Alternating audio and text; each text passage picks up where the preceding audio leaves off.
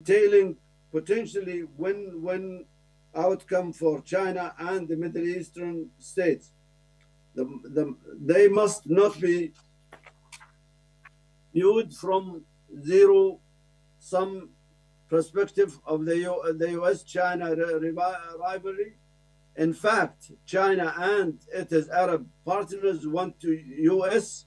to guarantee security for strategic sea lanes for smooth energy supplies. China is today the largest investor and trading partner of the GCC and the Arab League. Under the BRI, China's state-owned and private companies have invested close to $250 billion in development projects across the region. These investments are operational in the diverse areas such as the development of seaports and transportation facilities, industrial complexes, 5G network, artificial intelligence, emerging technologies, and renewable energy. China is also the largest trading partner, investor, and crude oil customer of Saudi Arabia. Therefore, China has huge trade and investment stakes in the Middle East, which it must protect through facilitating regional reconciliation and conflict resolutions. For this purpose, President Xi paid a historic visit to the kingdom in December 2022. A comprehensive strategic framework agreement was concluded. Saudi and China companies signed 34 investment deals covering several sectors such as green hydrogen, information technology, cloud services, transportation, and logistics. The Chinese leader also attended the summit with GCC and Arab leaders. A common thread in this summit was the critical need for regional reconciliation, peace, and stability. The aspiration was manifested in the Saudi-Iran normalization mediated by China in March 2023. Saudi Arabia and Iran have their own pragmatic reasons to restore diplomatic relations since 2016 and revive economic and political ties since 1979. Normalization of ties with the kingdom will allow Iran to take grave political and economic situation at home. It will also enable Iran to overcome international isolation through expanding trade and investment ties with the GCC. Saudi Arabia's priority is its social and economic transformation program under the Vision 2030. The kingdom understands that the window of opportunities to pull off such a transformation is conditioned on the region's stability, which can only be achieved by having normal relations with Iran. Other reconciliation trends in the Middle East, which either preceded Saudi-Iran normalization or have received impetus from these developments, include the return of Qatar into the GCC fold through the Al-Ula Accord in 2021. The revival of economic and security cooperation between Turkey and Saudi Arabia, the UAE and Egypt, Syria's return to the Arab League, and the prospect of the development and the reconstruction with financial support from the kingdom and the UAE. So far, Saudi Arabia-Iran normalization has been focused on reducing the risk of conflict and restoring normal relations. This process has yet to address deeply entrenched ideological, political, and economic rivalries that have characterized this relationship for decades. Further progress in the normalization process could not only have the way for political resolution in Yemen, but also facilitate conflict resolution in Iraq, Syria, and Lebanon. Iran has huge stakes in China's investment and trade. China's being and the sponsor of Saudi-Iran normalization is a major factor that will dissuade Tehran from reviving aggressive approach towards its Arab neighbors. For its part, the kingdom remain committed to resolving conflict through dialogue for the large good of the region. Ladies and gentlemen, being the largest Gulf nation and the richest Arab state, Saudi Arabia has been an anchor of stability and growth in the Gulf and the Middle East. The kingdom will be more proactive in future in realizing these policies objectives and overcoming the challenges in global and regional relationships. This is because for the first time in history, it is ruled by a young and dynamic leader who is steering a fundamental social and economic transformation of the nation to meet the aspiration of our young population. Since 2016, the Vision 2030 has reformed the Saudi society and diversified the Saudi economy in ways that were unthinkable just a decade ago. The young and educated population is steering the expansion of the private sector. The youth unemployment has significantly declined. Reforms have touched almost every aspect of social life, public and private, spanning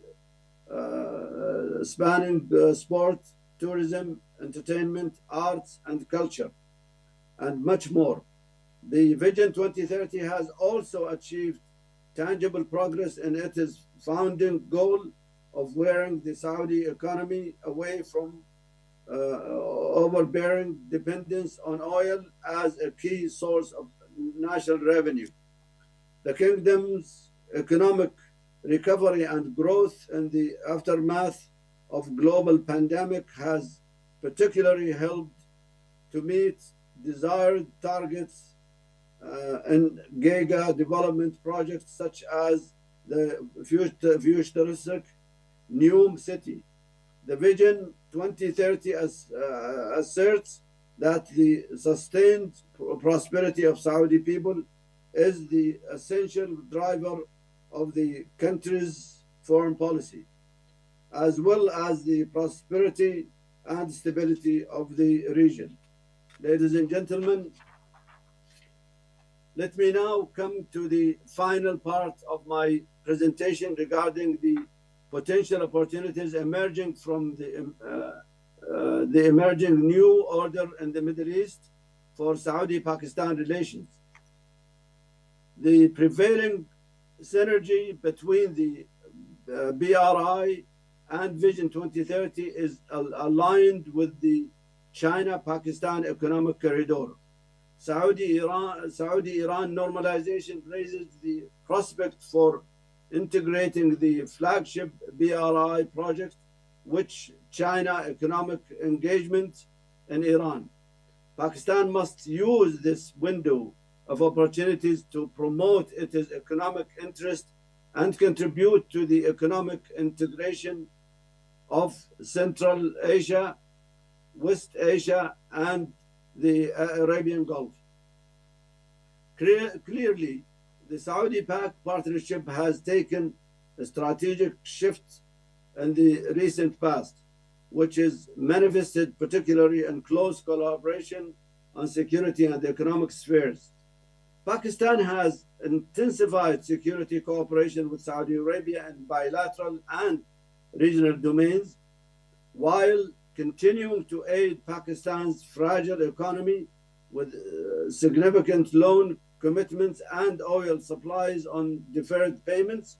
The kingdom has a clear resolve to undertake major investment in Pakistan development sector. The Vision 2030 offers enormous opportunities for employing Pakistan's skilled manpower in the IT, tourism, and financial services sector. Saudi Arabia is home to more than 2 million Pakistani workers and professionals.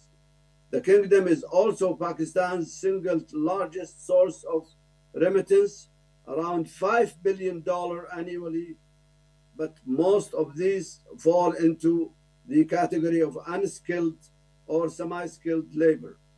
Pakistan has ample skillful youth to contribute to Saudi Arabia post-industrial development and in turn shore up its forex reserve through enhanced remittance.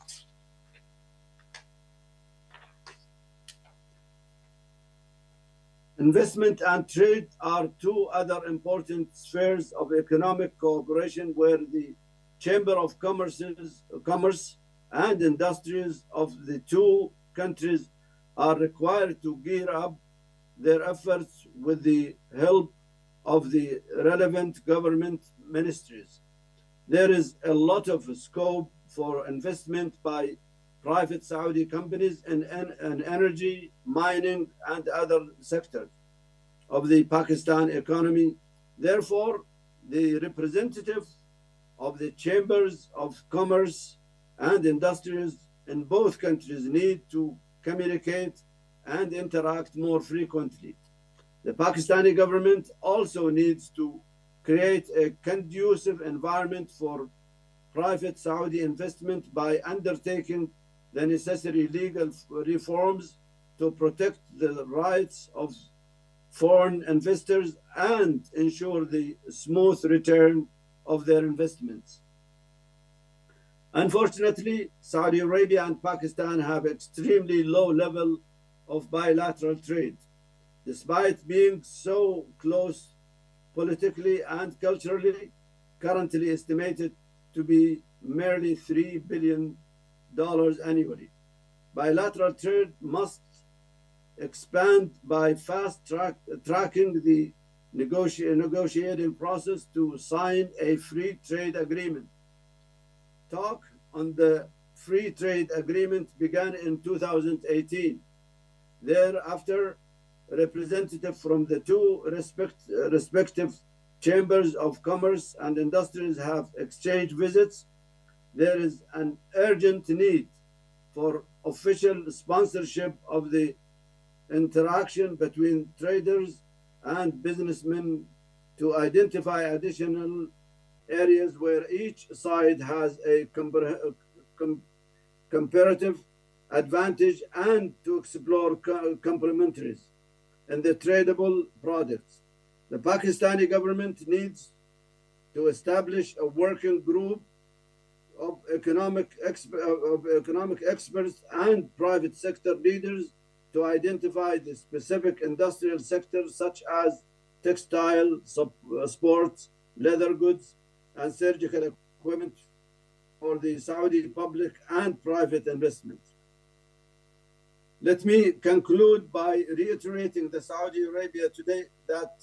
Arabia today is the land of opportunities. Thanks to the success of Vision 2030, these opportunities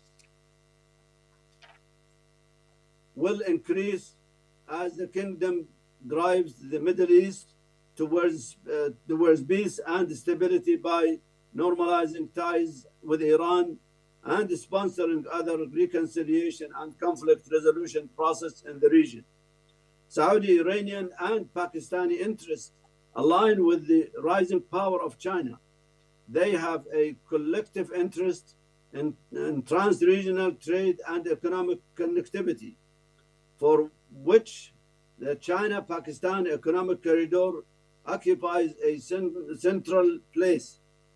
The only way Pakistan can gain maximum benefits from these transformative trends is by putting its own house in order. As I recently wrote in the Arab media regarding the sorry states of Pakistan politics and economy, no country can economically progress unless its political system is stable. Political stability ensures continuity of economic policy. This, in turn, boosts investors' confidence and vitality of all the economic sectors. Conversely, the persistence of political instability undermines the prospects of economic growth.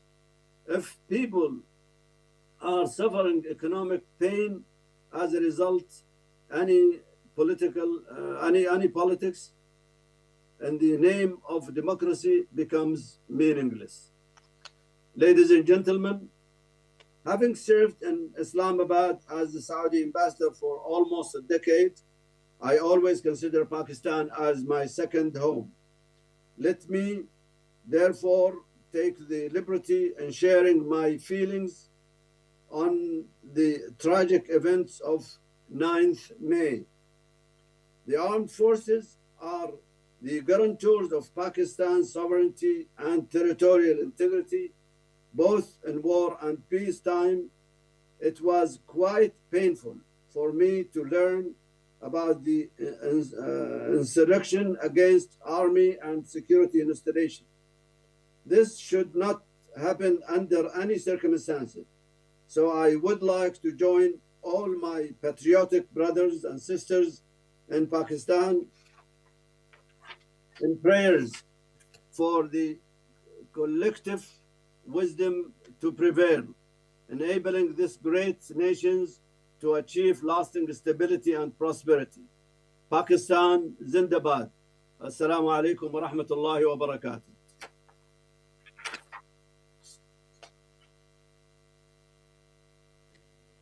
Thank you, Dr. Asiri. Our two speakers, Dr. Robert Mason and Professor Mahjoub Zaveri, have joined us live. We welcome them on behalf of President IPRI. Our next speaker for the session is Ambassador Vice Admiral Khan Hasham bin Siddiqui. He is a retired Vice Admiral of Pakistan Navy and a former diplomat who served as Pakistan's ambassador to Saudi Arabia. He has also served as Vice Chief of Naval Staff Pakistan. We welcome Sir Hasham bin Siddiqui.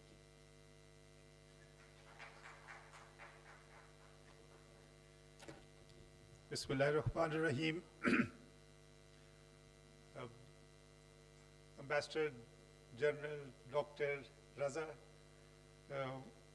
Mr. Sohail, Excellency, the former Foreign Secretary, my fellow panelists, and Dr. Asiri, sitting in Saudi Arabia. Ladies and gentlemen, Excellencies, Assalamu alaikum, and very good morning, nearly morning. As Dr. Asiri said that his heart is in Pakistan, so my heart is also in Saudi Arabia, part of it.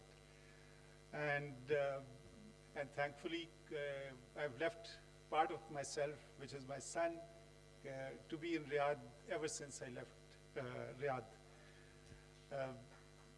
So my attachment with Saudi Arabia is indeed deep-rooted.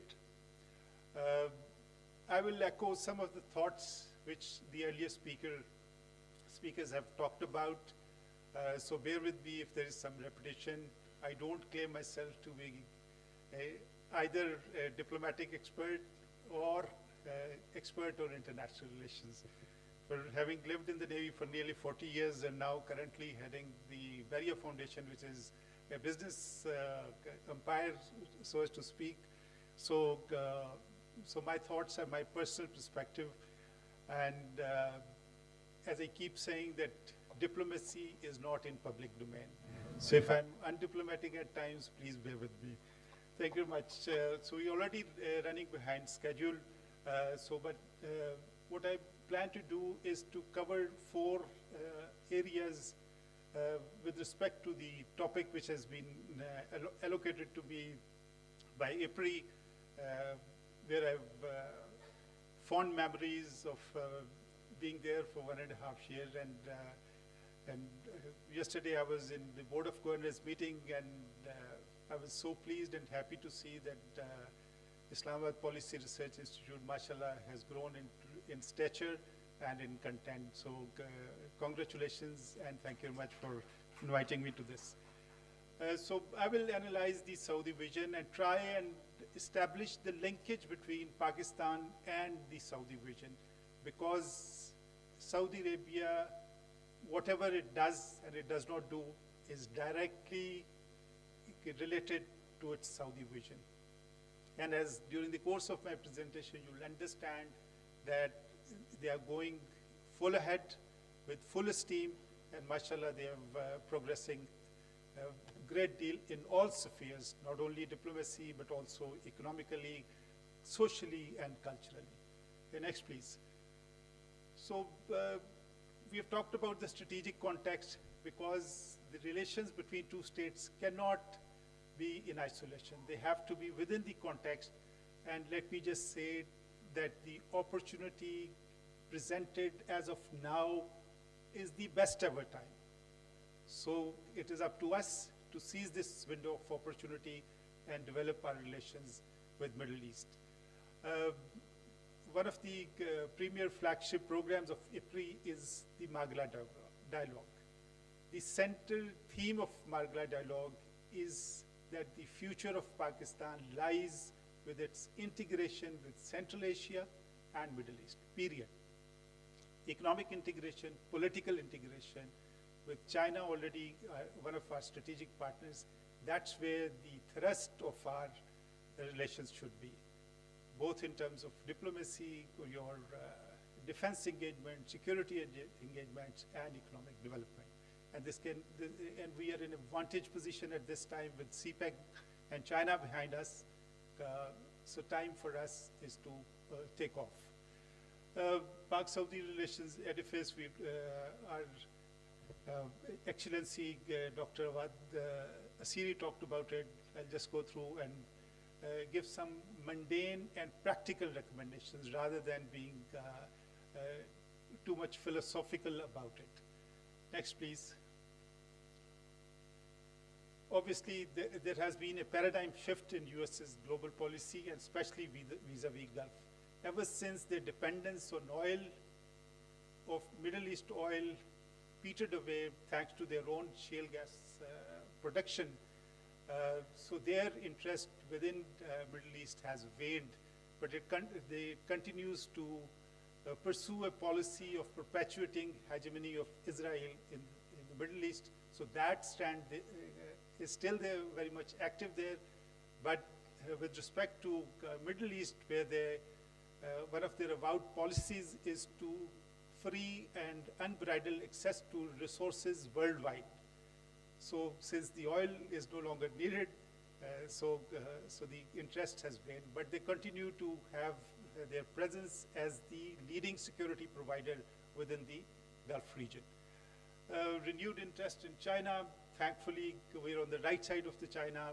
We have a strategic partnership with them, and their interest in Middle East dovetails into our overall national policy very, very nicely.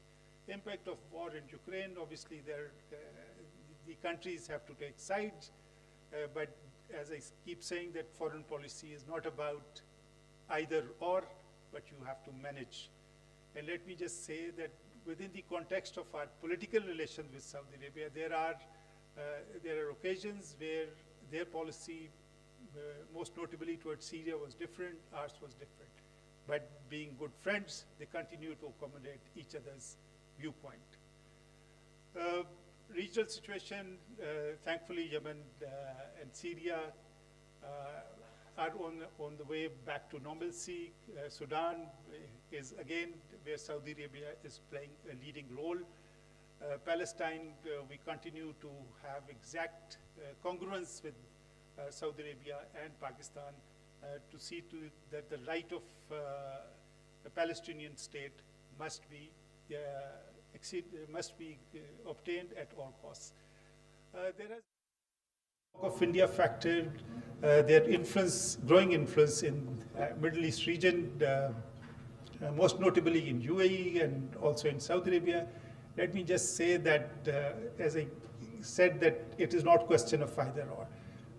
Saudi Arabia has interest in India, particularly with respect to future hedging their future of oil. So their bilateral trade is close to $42 billion as of last year. So we can live with Saudi Arabia and India having economic relations, but trust me that deep inside their heart, Pakistan and Saudi Arabia are in fact time-tested and strategic partners. So that's the reality. The rapprochement between Iran and KSA, where Iran has always been a bit of aberration between Pakistan and various other states' relations, but thankfully with rapprochement between the two leading states within the Middle East region, so Pakistan is very well placed as far as this situation is concerned. So Gulf economies, Gulf is perhaps the only place where there's money being spent and it is booming. Rest of the places across the world, whether it is Europe or US, there has been a downward trend as far as the economies are concerned. So the opportunity is in Middle East.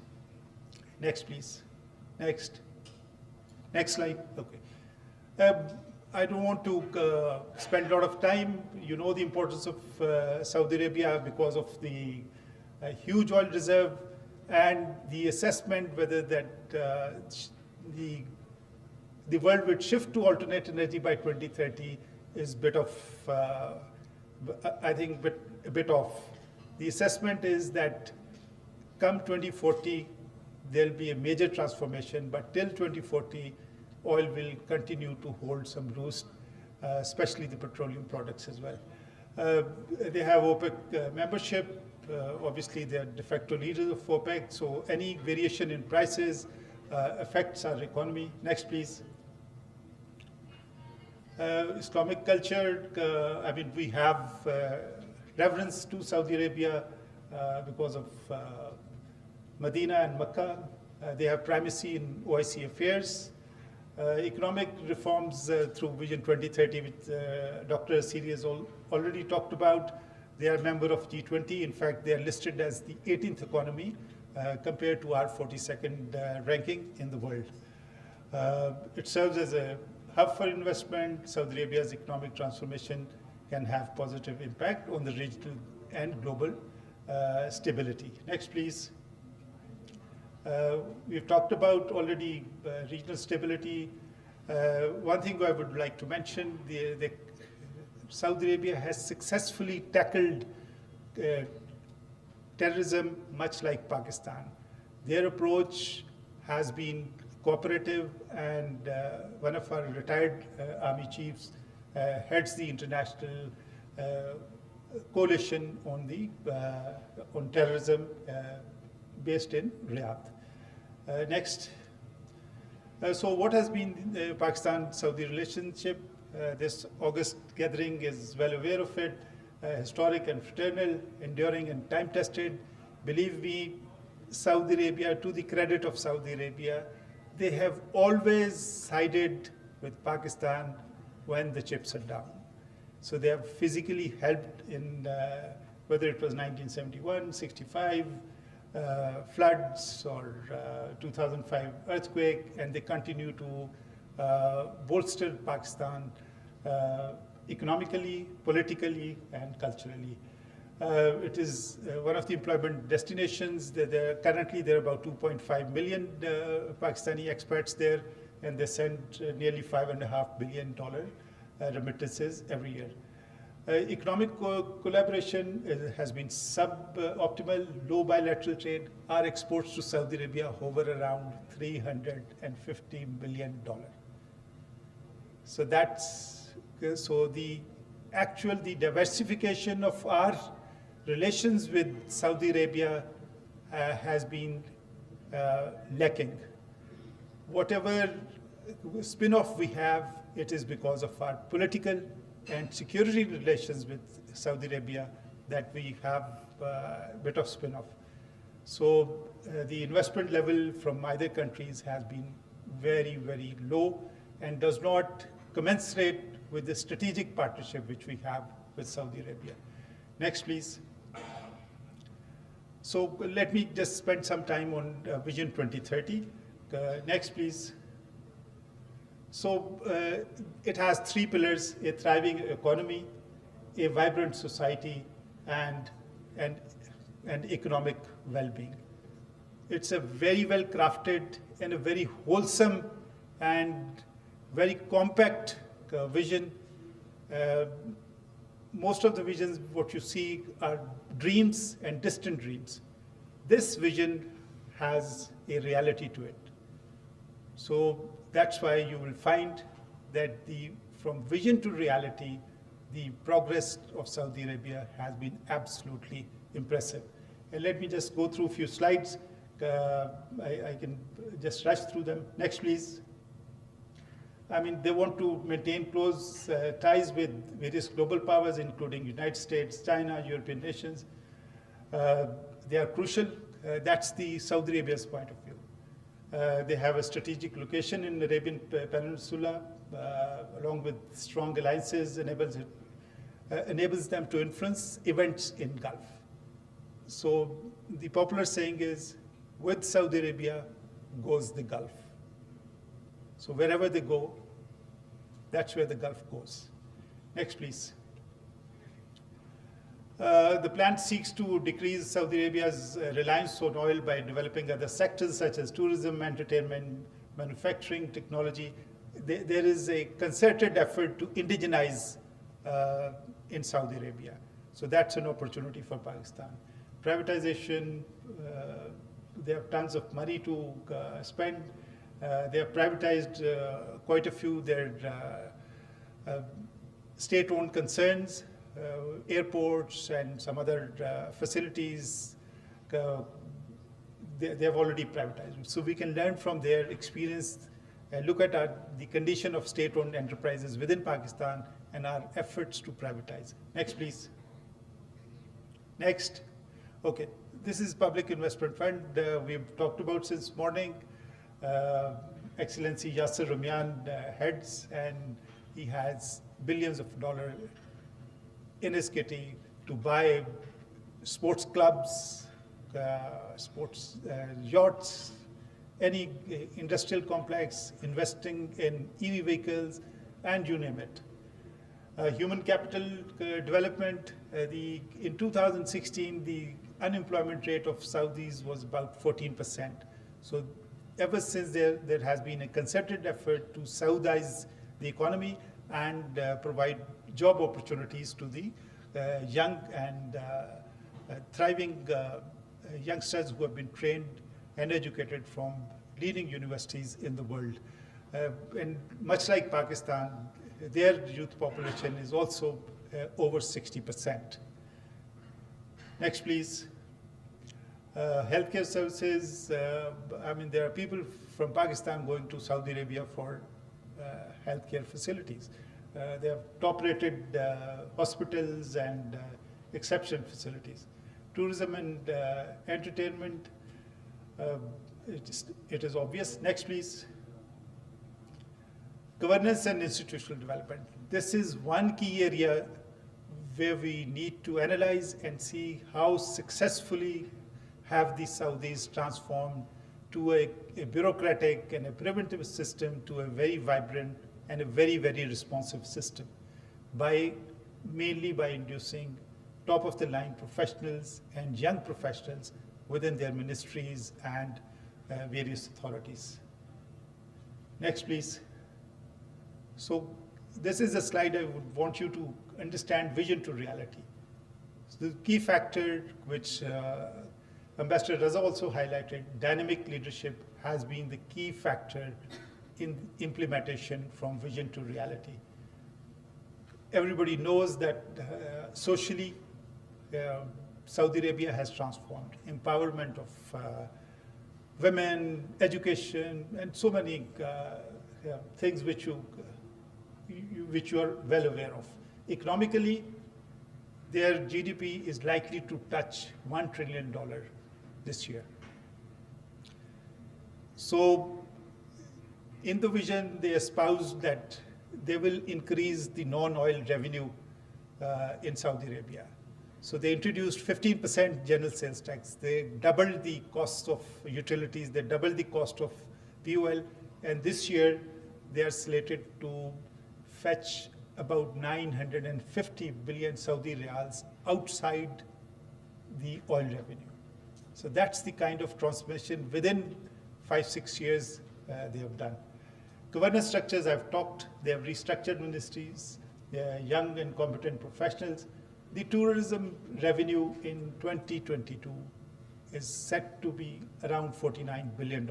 And this includes both the normal tourism and also the Islamic.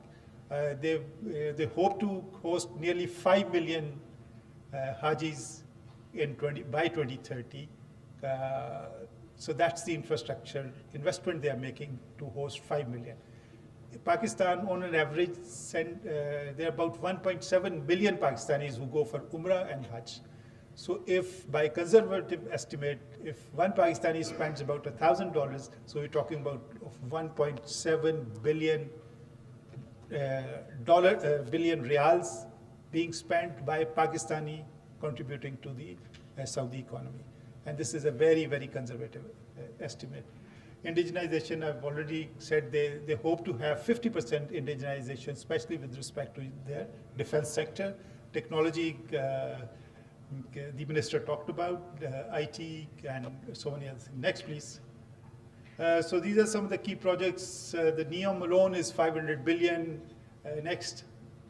So Qiddiya and Red Sea project and King Salman Park. So they covered from culture to sports to hardcore economic, alternate energy, environmental projects, spending billions of dollars on that. So that's the opportunity. That's why you see China and everybody coming in with their investments. Next, please. Next, King Salman, Raji Park, Green Riyadh. So the vision itself is wholesome, and from vision to reality, they've already perhaps ahead of their time schedule as far as 2030 is concerned, maybe a little bit lagging, but so where are we? So look at Pakistan's vision. We had a vision 2025 thanks to Mr. Hassan Iqbal. It was aimed at making Pakistan as the top 25 economy. We're already in 2023, and we ranked 42nd in the world, and on a sliding path. He talked about working on Vision 2035, 2047. This is based on 17 developmental goals. But look at CPAC, which the Pakistan's progress economically is predicated on successful execution of China-Pakistan economic corridor. So whereas the phase one, the energy and other infrastructure has done well, the next phase, which was industrialization, socio-economic, agriculture and productivity, is sadly lacking. The other component missing within the CPAC is perhaps the diplomatic part of it, and the social part of it is perhaps missing. Because here we are, Pakistan in the center, we have China on the other, and if we would want the Middle East trade to route through Pakistan, you need diplomatic efforts to bring in those economic integration projects and economic trade integration between China and Middle East. So that's where we need to concentrate. And thankfully, all the three phases fit in nicely with the Vision 2030 as far as the phases are concerned. So we have the blueprint on our end, and we have a blueprint on Saudi end to be able to collaborate. So vision to reality is a question mark. I leave it to your imagination. Next, please. Opportunities for Pakistan. Next. A bit of challenges and strategies. What is the major challenge? Cumbersome procedures, inconsistent policy framework. The former BOI minister is here. It is absolutely, frustrating to do business within Pakistan. While we were wanting Saudis to build a refinery, we were shown this, every time the Saudi delegation came, we were shown same presentation by the ministry, at least on 3 occasions lasting over 1.5 years. So he said, Wallahi, please, something new. So there are enough frameworks available. The Foreign Secretary is sitting here. The combined ministries meeting, I forget the nomenclature. So there are various MOUs and frameworks available within which we can do. But the procedural and consistent policy framework, lack of capacity. Believe me, within the government, we seriously lack the capacity to execute projects. Most of the strategic projects which have come into Pakistan, whether it is Mangala Dam or Tarbela, they've always been funded either by IMF, they bring in the blueprint, they bring in the management, and that's how they execute. Even within the CPAC, all the projects were planned, executed under the management of Chinese. Lack of technology. We still, if you want to communicate with ministry, please send a fax, wait for a week, and then hopefully you'll get an answer. The section officer will put up that letter to the deputy secretary, to the joint secretary, and if you're lucky, you might get an answer.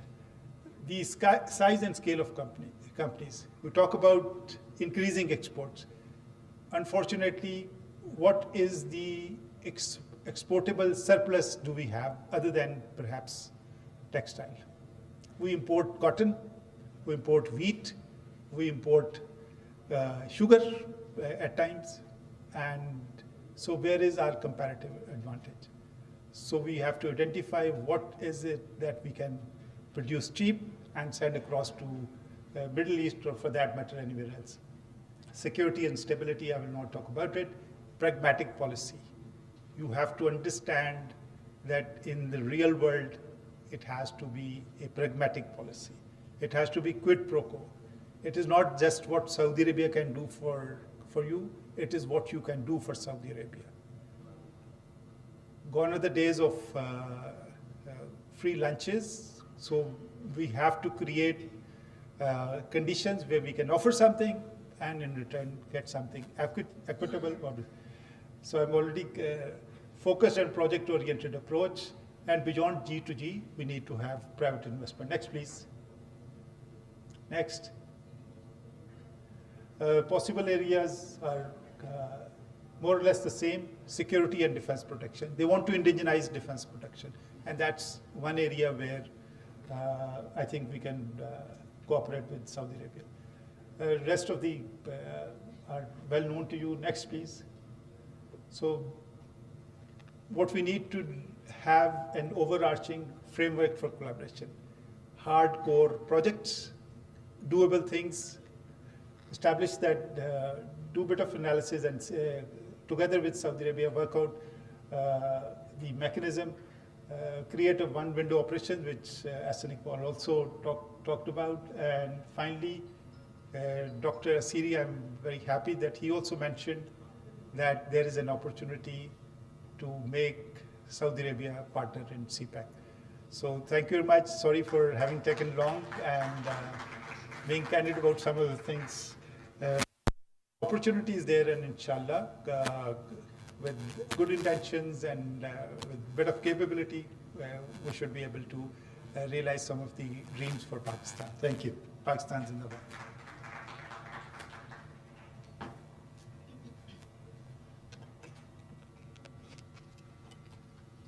Wonderful to hear from you, Ambassador. Let's move to our next worthy speaker, Dr. Robert Mason. He is a non-resident fellow at the Arab Gulf States Institute in Washington, D.C., and at the Gulf Research Center in Jeddah. He has been a visiting fellow at the University of Oxford, the London School of Economics, and the King Faisal Center for Research and Islamic Studies in Riyadh. He earned his PhD in Middle Eastern politics from the Institute of Arab and Islamic Studies, University of Exeter. His latest book is titled Saudi Arabia and the UAE, Foreign Policy and Strategic Alliances in an Uncertain World. We are eager to have his insights on UAE's socioeconomic development and future prospects. Dr. Mason, please. Thank you very much. It's great to be with you today, present UAE socioeconomic development. Since its independence in 1971, the Emirates has embarked on a program of state building, reconciling rapid socioeconomic change in Abu Dhabi and Dubai with the demands of other more conservative Emirates. Sharjah is a notable example of differentiation within the UAE. It's a more conservative emirate with historical links to Iran, along with Dubai, which hosts a significant number of Iranian expats and has numerous business links. Sharjah distinguishes itself through its relative conservatism. It's still a dry emirate, for example, in contrast to Ras Al Khaimah, which is opening the first casino resort in the Emirates. Such diverse positions are tolerated within the wider context of UAE policy as a way to maintain national unity within a federal structure, which I think is a very interesting feature of UAE politics. The precipitous drop in oil prices from 2014 gave new impetus to a range of local emirate and statewide diversification strategies, including Vision 2021, Hope Mars Mission 2021, UN Agenda 2030, which is focused on sustainable development, Abu Dhabi Economic Vision 2030, Dubai Industrial Strategy 2030, Fujairah 2040 Plan, UAE Energy Strategy 2050, and of course the Centennial Plan 2071. In 2020, the UAE launched Hope Probe, its first mission to Mars, supported by Japan, illustrating the important role of external actors in the UAE development projects. China is another example. Bilateral trade with China was 75.6 billion in 2021, with about 6,000 Chinese businesses operating in the UAE and with significant investment in areas such as financial technology. The UAE is part of the Belt and Road Initiative, which of course has a significant impact on the UAE economy and its position within globalization and international trade. And it's signed a comprehensive strategic partnership with China in 2018, along with, of course, Saudi Arabia and Iran and Egypt and other Chinese partners. The Centennial Plan of 2071 is an ambitious as Vision 2021 was. It includes reference to a future focused on government, excellent education, a diversified knowledge economy, a happy and cohesive society. Notably, the UAE created the post of Minister of State for Happiness in 2016. Like Saudi Arabia, UAE women are taking a more prominent role in the economy, within the military, and within diplomacy. Sovereign wealth funds such as Mubadala are important as well, investing in strategic sectors worldwide. The UAE attracts high levels of trade and investment because of its role as an entrepot for regional trade, a gateway for regional trade, historically linking GCC states such as Saudi Arabia to the wider world. And that's now changing as the kingdom seeks to develop its own regional hub status, including adjusting its policies on free zones and launching new companies to compete globally, such as Riyadh Air, for example. But the Emirates has been quick to adapt to changing circumstances. It's been prepared to go it alone by concluding comprehensive economic partnership agreements, CEPAs, with Israel, with India, Indonesia, and Turkey, which is bound to extend to other states over time. This contrasts with the slower approach, but more comprehensive approach, of course, of free trade agreements being negotiated within the wider GCC bloc. UAE GDP has grown to reach more than $400 billion in 2020, 50% of which is derived from non-oil industries, and there's room to expand on this. State and corporate partnerships therefore remain very important, whether it's UAE's fuel harvest partnership with NABEC, a Saudi company on food security, or in taking stakes in major global companies to drive its vision forward. The UAE ranked 11th globally for exports of goods in 2022 at $599 billion. The UAE has also developed its tourism, leisure, and soft power capabilities by attracting a franchise of the Louvre Museum in 2007, a branch of New York University to Abu Dhabi, which opened in 2010, and the International Renewable Energy Agency, which set up its headquarters in Abu Dhabi in 2012. Masdar City is a green print for sustainable development, and the Dubai International Financial Center is complete, and the Guggenheim Museum is planned. Projection of UAE political and economic influence rests on a limited number of key individuals. Such double hatting reflects a personal approach prevalent in the GCC and among key allies in the Middle East. It can aid decision-making and foster confidence and indeed bolster state power, but it can also undermine institutional relations. Therefore, the delegation taking place within the Bani Fatima, the six sons of Fatima Mubarak al-Kibbi, Sheikh Zayed bin Sultan's most prominent wife, including a higher profile for Sheikh Mansour as co-vice president now, could serve to depersonalize and institutionalize major bilateral relationships. There are tensions in OPEC plus policy we've seen recently, since the UAE, amongst others, aims to step up the pace of diversification and do more with a higher budget, and that includes for higher oil exports. But it has to be offset against international relations, its foreign policy objectives and other constraints. For society as a whole, numbering around 1.4 million out of a total UAE population of around 10 million with a small territory, the UAE remains in a precarious security position in the Gulf until major conflicts such as Yemen and potential conflicts involving Iran and Israel are resolved. The regional drive for de-escalation and normalization addresses both fundamental questions about its national security, but also sets the tone for the continued rollout and achievement of its vision strategies. Thank you very much.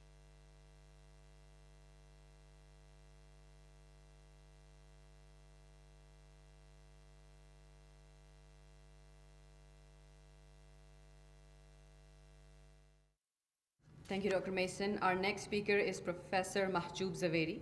He is the director of Gulf Studies Center. He is a professor in contemporary politics in Middle East at Qatar University. Before joining Qatar University in 2010, Dr. Zaveri was a senior researcher in Middle East politics and Iran at the Center for Strategic Studies, University of Jordan.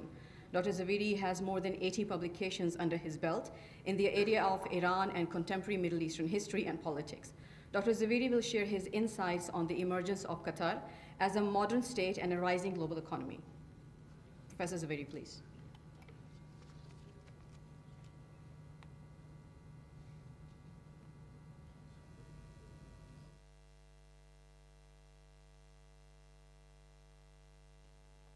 Professor Zaveri, we are looking forward to hear from you now.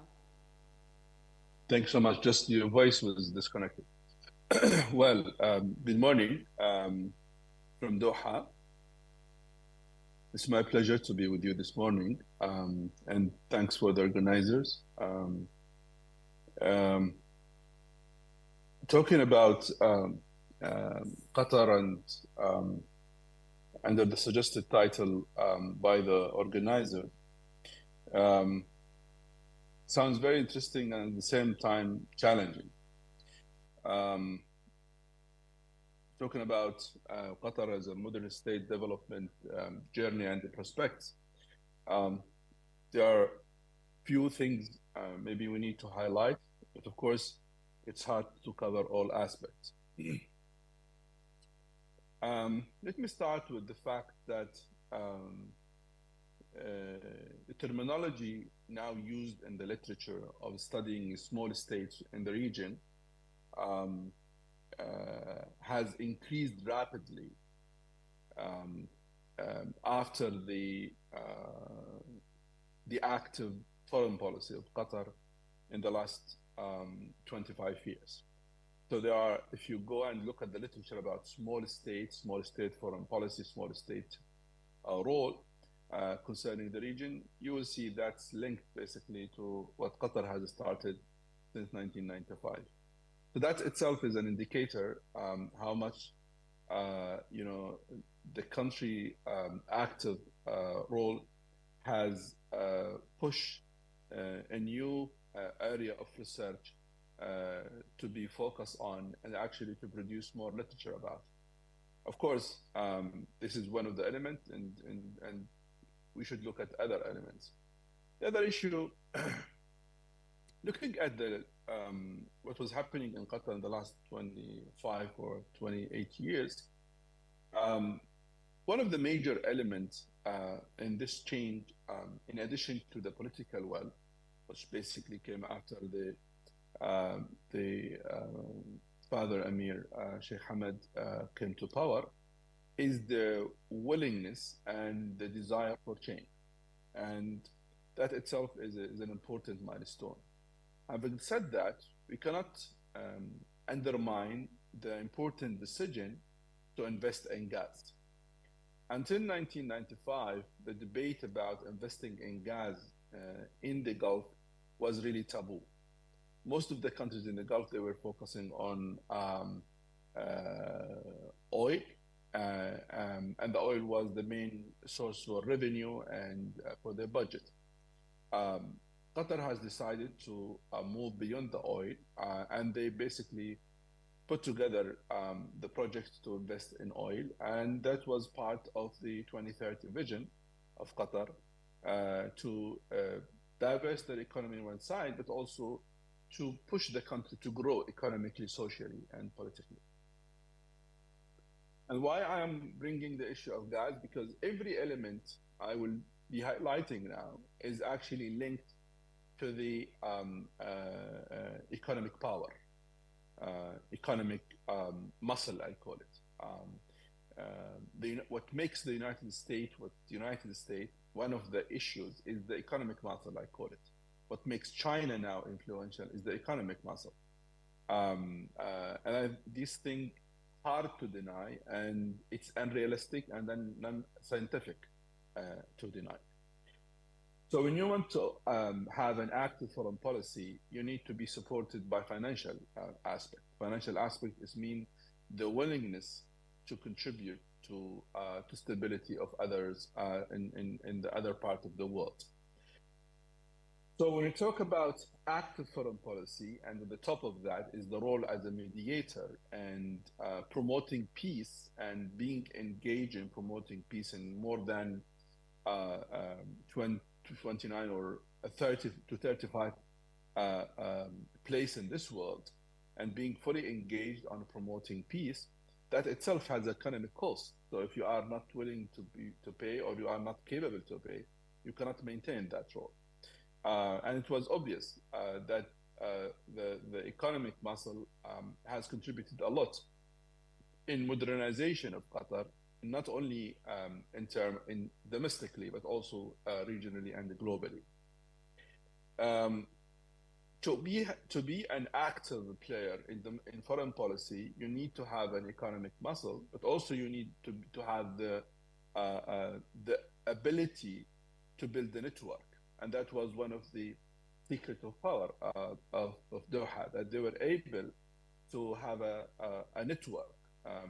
They share them the same belief of building peace, solving problems, try to avoid more failed states, trying to support stability, try to focus on state rather than non-state actors. If the world want to recognize non-state actors, then there should be rules for that. I think that helped Qatar a lot to promote itself as a major player in foreign policy, regionally and globally.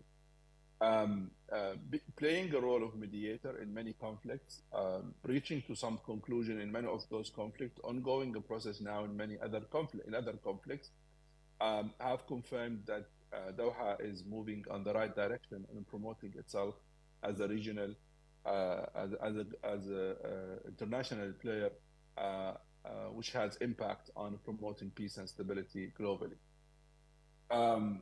if you look at the implication, how can you act in foreign policy if you are not active internally?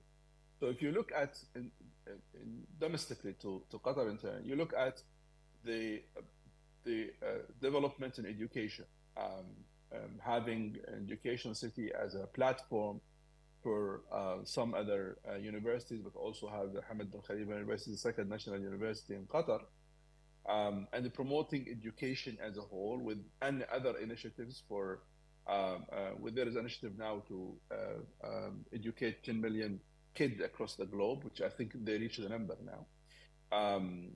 And other initiatives on promoting education on conflict zone. These are initiatives, hand by hand, goes hand by hand on promoting peace and prosperity. Basically, if you want to build peace, you need to have educated people. So to avoid radicalization and extremism, whether in conflict zone or also in stable countries.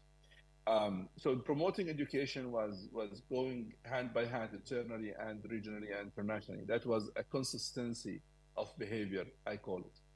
Secondly, is opening up for change in the society. And here we have to highlight the following point. In the Gulf region, generally speaking, there are the political system and there are the society. And sometimes the government are faster in terms of promoting change of the society, and sometimes the society is faster. And here, how to manage this? So the government, the political system has to go hand by hand so they don't create a shock in the society. And the society does not want to have a conflict with the governments. And that's what we saw in the case of Qatar, that's what we saw in the case of Emirates, that's what we saw in the case of Saudi Arabia now. So change needs time and should happen with sort of agreement inside, in indirect agreement between society, and so there'll be no clash between society and the government. And that was, I think it's succeeding in the case of Qatar, and it seems other cases also are succeeding.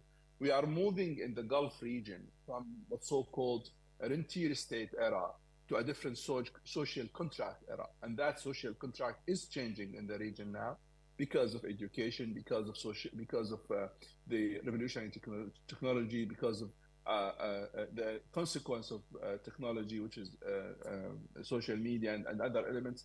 So we are witnessing that the Gulf region is moving beyond rentier state age or era, as I call it.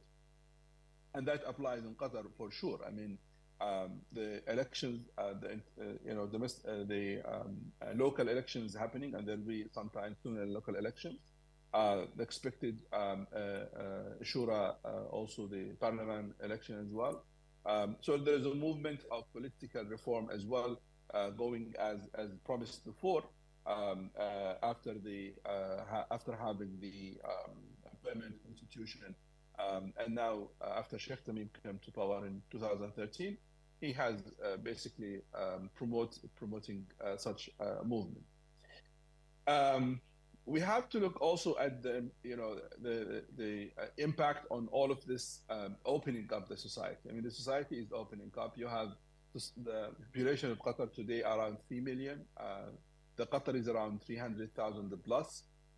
So those, the 2,700,000, they came with the cultural baggage, with language baggage, with baggages. It's not nice. I don't mean the baggage of clothes. I mean the baggage, the cultural baggage, and that is important. So the society was able to digest those baggages and actually to have sort of acceptance, which helped people to live in peace and be accepted, and also Qataris to handle this change in a very good manner. I think the crisis in 2017 has proved that there is a strong link between the residents and the Qatari people, and that was an evidence in 2017. When you look at when I talk about cultural baggage, I talk about the issue of identity, because people, every country now, Pakistan and India and America and in China, they talk about national identity, the concern over national identity. When you talk about social media, they talk about national identity. When they talk about democracy, they talk about national identity. And here in Qatar, the same. The people, they ask the 1 million question, what will be the impact of having 2.7 non-Qataris with different cultural backgrounds? Of course, that is, but this, that's a valid question. This is a question, put at the table in different societies. The society here seem very, acceptable. They accept the diversity. They are managing this kind of diversity, and they learn from each other, as I see as a professor. It's obvious that things are changing, the views are changing, debates going on, whether through social media or indirect or direct debates. But it's obvious that the government is working on promoting the national identity of Qataris through education, through the media, and trying to say it clearly that there's no conflict between having your strong feeling of national identity and accepting the others. And I think this slogan should be promoted everywhere, because I think the debate today in different countries about how can we handle such a challenge. It's a challenge, but people should accept that diversity is the fact. There is no pure society religiously or based on sect or there is no pure society. Societies are mixed since this world is created, and being a mixed society, that's a healthy phenomena rather than it's unhealthy. It's healthy because diversity helps, diversity enriches, diversity pushes economy, diversity makes society more stable. This diversity, if it's managed correctly, if there is a very clear channels of communication, diversity can be actually strengthen countries and states everywhere. And we have to learn from the experience of others. We have a great experience in our Islamic history when in the third and fourth and until seventh the Hijri century, when we were as a civilization mixed of Arab, Persian, Turkish, Indian, and other nations. We were an amazing civilization, presented to the world every amazing contribution in science, in philosophy, in logic, in religious, everything. And we were able to contribute until today. The diversity does enrich. We should not, and I think here it's understood within the society and within also the people in power. And that applies on accepting people in other societies as well. I mean, the Christian here, non-Muslims, they are actually practicing their religion in a very freedom manner. They have their own places, they have their own practicing their religion, and that is an indicator of accepting of this diversity. If we want to look at the impact of all of this on promoting Qatar as a country, I think the World Cup was a great evidence that the country, every effort is being done in the last, I would say, more than since the World Cup was basically decided to be organized in Qatar. It was obvious that the country was pushing hard to finish our infrastructure, and the country has succeeded in doing so. The perception, the media attack on Qatar before the World Cup has approved that there is an issue to deal with others about accepting a Muslim Arab country to organize such an important event globally. And actually it does, at that time, it does reveal that actually the others has a problem of acceptance, not the societies in our region. Because if you remember the media attacks on Qatar and the issue of homosexual issue and bringing all of those elements were actually sort of imposing the value of others on Muslim society was not really the right way to accept diversity and accept others they are behaving differently. And I think it was obvious that World Cup has succeeded. Was a great success to the country, was a great success to the region. I think I see now the neighboring of Qatar, Saudi Arabia, is moving to organize the World Cup in 2030 with Greece and Egypt. And I think I see now that this the sport diplomacy is moving to become an important pillar in the foreign policy of Gulf region. One of the issues I want, just two quick issues, I want to finish with them. Maybe the question I can highlight other issues if there are questions. At the end of the day, being a player has its own cost.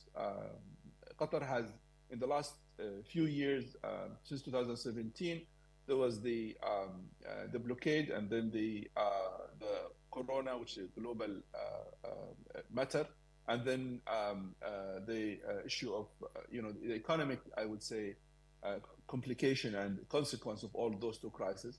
I think the country did manage this very well and was able to fulfill its commitment to the international community, and it was a great success to the economy of the country to have the World Cup as an evidence that the economy is strong and is still is capable to help. Recently, Qatar is active on economic aid globally. Recently, I think they donate to around 700 million to least developed countries in a conference organized in Doha. And Qatar, I think, one of the top countries in terms of economic aid globally, whether to stable countries or actually conflict zone areas. And that's also one of these activity that Qatar is promoting a human dimension of its foreign policy. And I think as you see, there is a human dimension focusing on a human being and trying to promote peace. Finally, Qatar was capable to diversify its foreign policy, working with all countries in the region, across the globe. And I think one of the maybe being a friend of the United States and also being friend and have a normal ties with Iran. That's one example, but also has managed also to have a good ties with all Muslim countries, including Pakistan. And I think, according to the number now, I think around 150, 160 Pakistanis are working in Qatar. And I see some of them working on defense and security business here in Qatar. And I think Qatar is promoting itself as an example for Arab Gulf Muslim country have values, and these values promoted in different tools, as I mentioned. And with that, I thank you again for the invitation. I'll be happy to receive your question if you have any. Thank you so much. Thank you, Professor Zaveri, for this enlightening analysis. We also thank you for being mindful of our time constraint. We now welcome Ambassador Javed Hafiz. He is a former diplomat with a long service experience in the Middle East. He also served in Canada, Tajikistan, Myanmar, and Greece. He has also served at the UN and participated in major UN conferences. Javed Hafiz's last posting was in the Foreign Ministry of Pakistan as Additional Secretary of the Middle East and Africa divisions. We are eager to hear his analysis on Qatar's development model and how Pakistan may learn from its example. Sir Javed, please.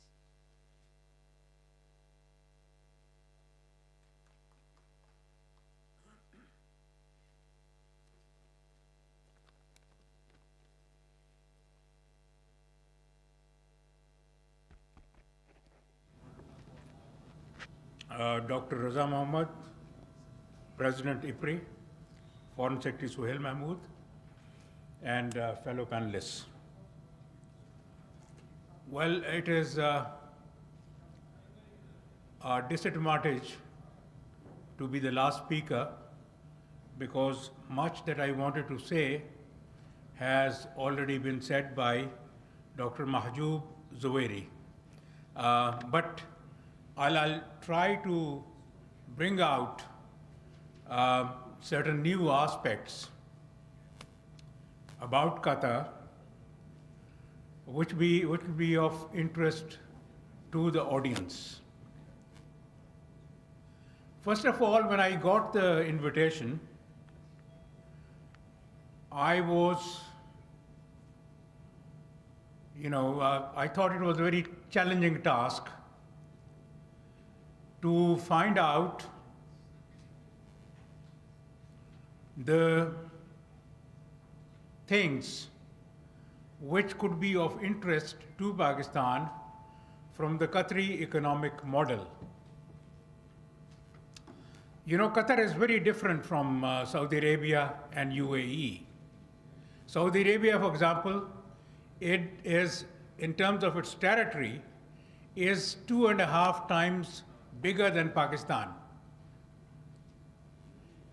It has a population of 35 million. UAE similarly has a sizable area and has a population of 10 million. On the contrary, Qatar has a territory which is half the size of Rawalpindi division. It has a population which is far less than the population of Islamabad. But as I did some research on the topic, and I've been to Doha twice, I came across certain very interesting facts. Some of them were alluded to by Dr. Zaweri.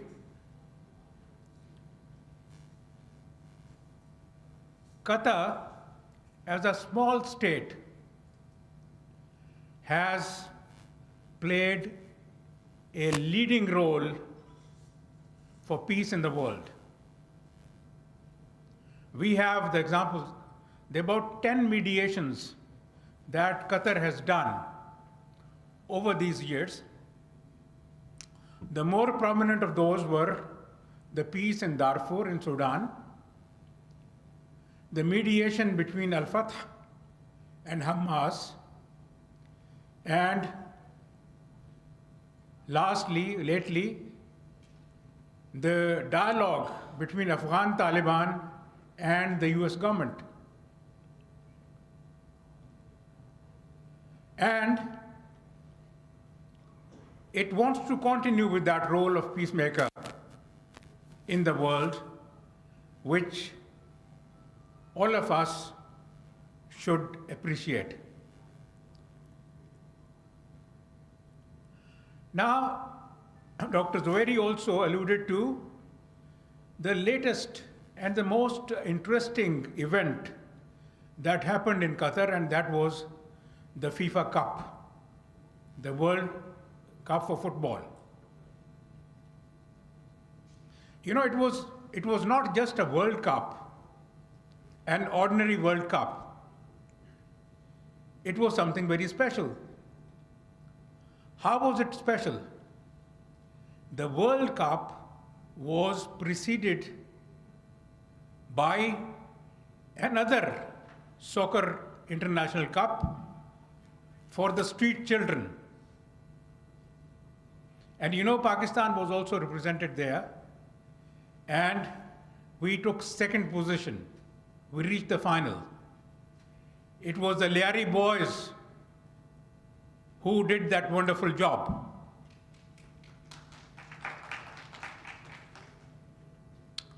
Another thing, you know, I look at Qatar as a country which is developing very fast. It has the natural bounties in terms of gas. It sits on the largest gas field in the world, which is shared by Qatar and Iran. It is under the Gulf waters, called Paras. When we look at the World Cup, you know what is more interesting, apart from the fact that it was preceded by the Street Children World Cup, is another thing. The Cup was inaugurated by two very interesting persons. The famous veteran US actor and producer, Morgan Freeman, and a handicapped Qatari citizen called Ghanem Al Muftah. The handicapped person cannot even walk. He has got handicap in his legs. So he was all the time sitting on the ground.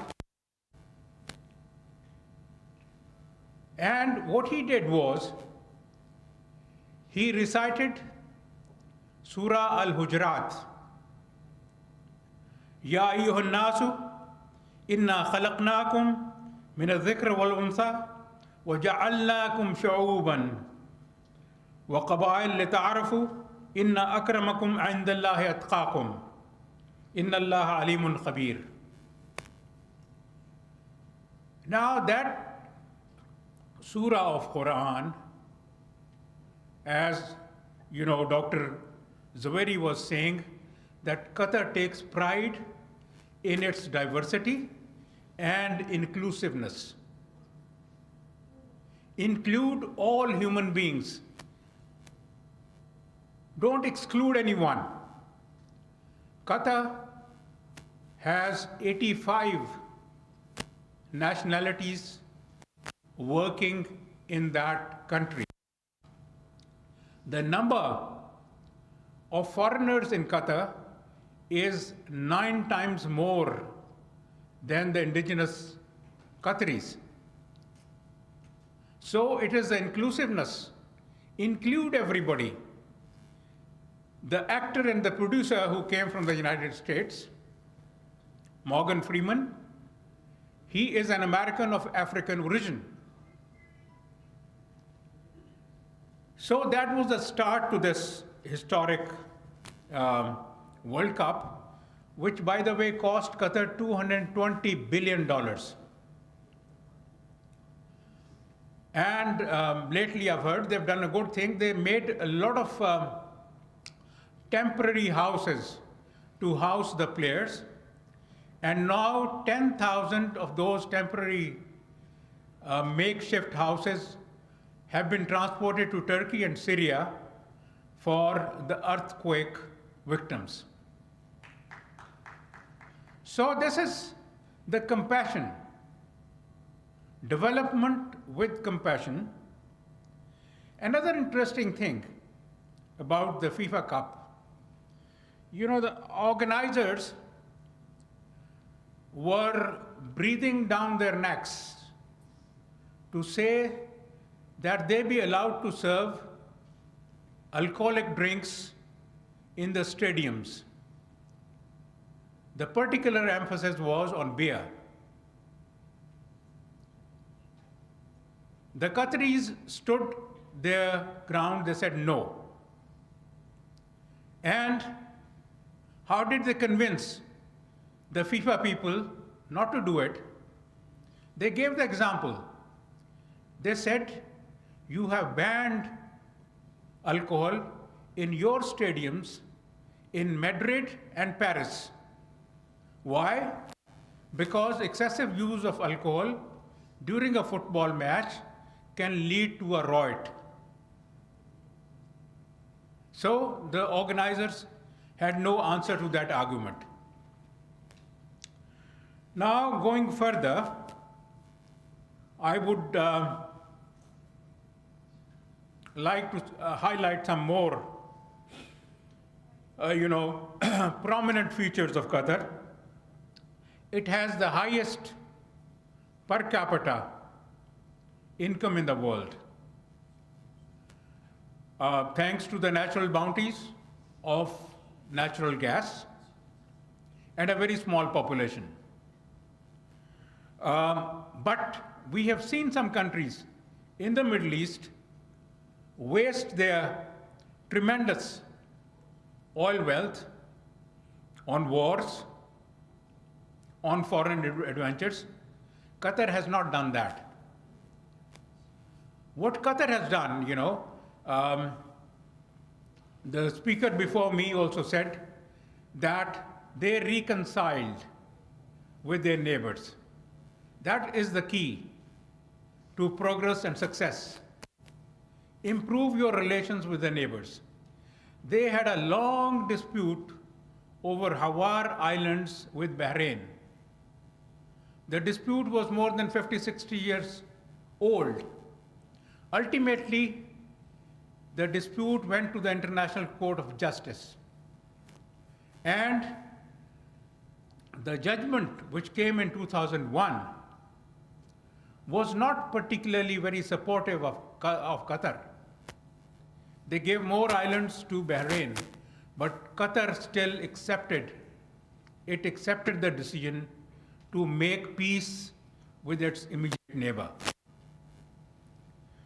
When it comes to the question of principles, we all know that in 2017, some Gulf countries made a blockade of Qatar. It stood its ground and did not compromise on principles. And in 2021, came back into the Arab fold. And, you know, the Saudi-Qatari relations had not been very cordial, but when in the FIFA Cup, Saudi Arabia won its first football match, the Qataris were celebrating all over. So this is the nation. I think another important feature about Qatar to be flagged is that it is a nation proud of its culture, its language, and its religion, but it is not afraid of modernism. Doha today has campuses of 25 most prominent Western universities. It has the best of medical schools, the best of hospitals, the best of infrastructure. I was in Doha in 2018. I was invited by an Arabic channel to discuss the elections in Pakistan. And this channel had been recently launched in addition to Al Jazeera.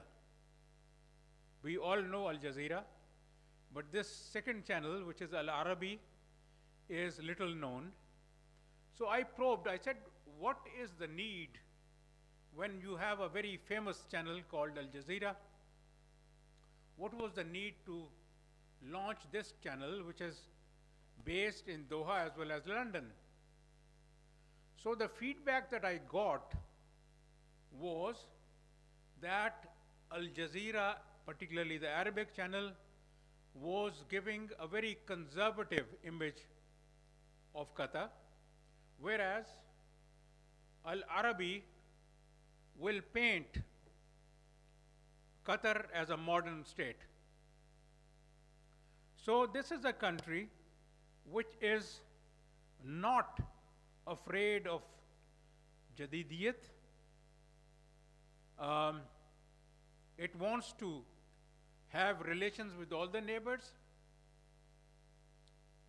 It has tangible relations with Pakistan. We have signed 2 gas agreements with Qatar, one in 2015 and other in 2019.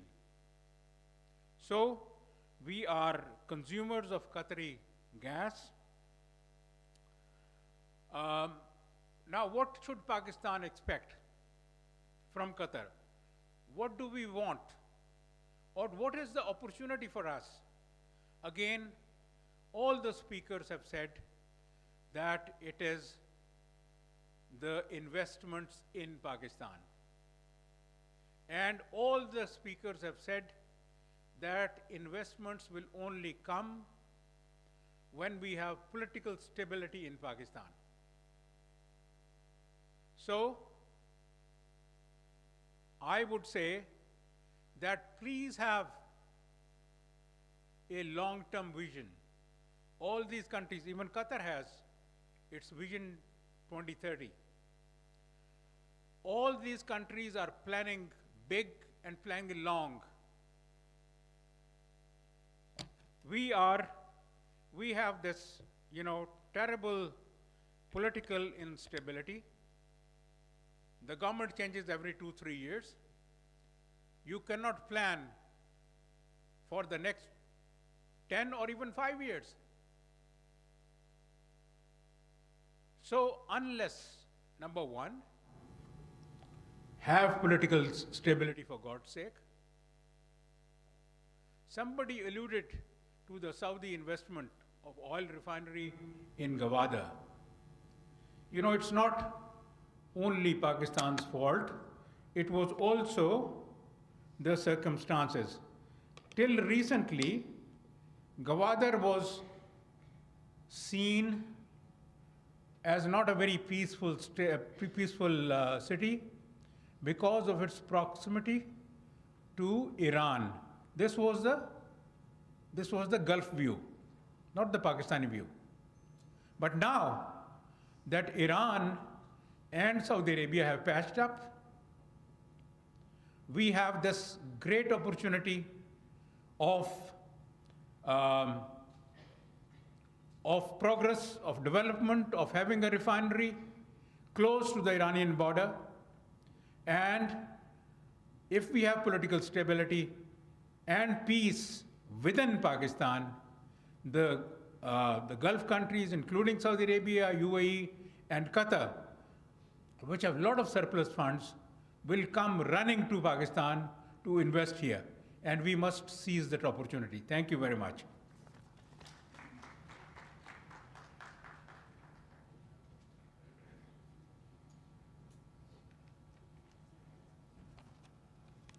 Thank you, sir. Our keynote speaker for the event is Mr. Asfar Ehsan. He served as Minister of State and Chairman, Board of Investment, Government of Pakistan. He is the board member of Institute of Financial Markets of Pakistan and also the advisory board member of Shaukat Khanum Cancer Hospital. Mr. Asfar is the vice president and member executive council of Marketing Association of Pakistan.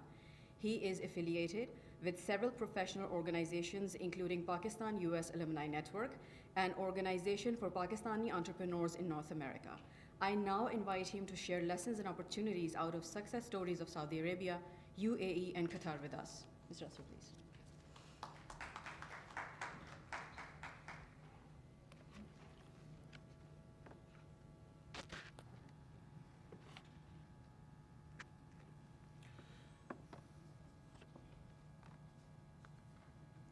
Thank you. Bismillah ar-Rahman ar-Rahim. Assalamu alaikum and good afternoon. Sir, you mentioned that you are the last speaker. Actually, I am the last speaker. And nothing left to say too much because our learned speakers from Hassan Iqbal till you shared the overall narrative, overall picture of the Middle East with a special focus on Qatar and Saudi Arabia. I'm very grateful to IPRI and the V News, especially my friend and my teacher, Ambassador Dr. Raza Muhammad, and also the CEO and Chief Editor of V News, Mr. Ammar Masood, for inviting me here. I planned something different when I came here, but after listening to all the speakers, I will try to focus on 2 or 3 areas. And before discussing about the Middle East with a special focus on Saudi Arabia, my topic is investment. I'm here to talk about investment, not the strategic side. So I want to share some candid views or the ground reality which is actually Pakistan facing since last many decades. And before sharing my views, I want to share a disclaimer that I'm not part of any specific government or the political party. I'm here as a technocrat, as a professional, as a practitioner, and currently I'm working with the Investment Minister of Saudi Arabia, His Excellency Khalid Al-Falih, And also I'm working directly with the governments of Uzbekistan and Kazakhstan. And I'm facilitating few investments from both sides. I'm seeing my brother Maulana Tahir Ashrafi here. He is the champion of Middle East, I must say. And also our teacher and my inspiration, the former Foreign Secretary of Pakistan, Mr. Suhail Mahmood.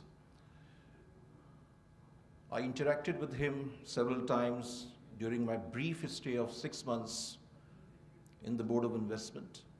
And I was part of several meetings where he shared his views, and I was really inspired, especially with China, Russia, Saudi Arabia, and many other countries. So I mentioned that I was in Board of Investment for 6 months. In last 7 years, we appointed 8 or 9 federal secretaries. And last week, we changed another finance secretary. 7, 8 or 9 in last 7 years. We appointed 7 or 8 chairmen of Federal Board of Revenue in last 7 years. We appointed 7 chairmen of Board of Investment in last 7 years. So I am sharing the 3 important components of economy. Finance Secretary, the most important person in the government, the custodian of finance, FBR, the taxation, and also the investment. Here is the problem. The poor decision making, the lack of continuation of policies and leadership, an absence of a long-term strategy or long-term plan. So whatever I'm sharing for the state of Pakistan. This is not responsibility of any specific government or any political party or any specific prime minister. Because I am observing this since last few decades. Our FDI inflow was under $30 billion. Currently, this is around $1.5 billion.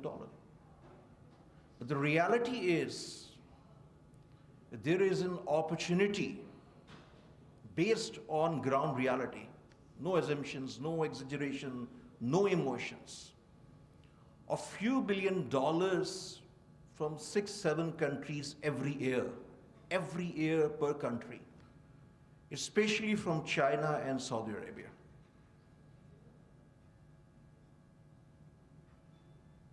There is an opportunity of few $1 billion investment generation, both FDI as well as the local investment, every year in different sectors of our economy.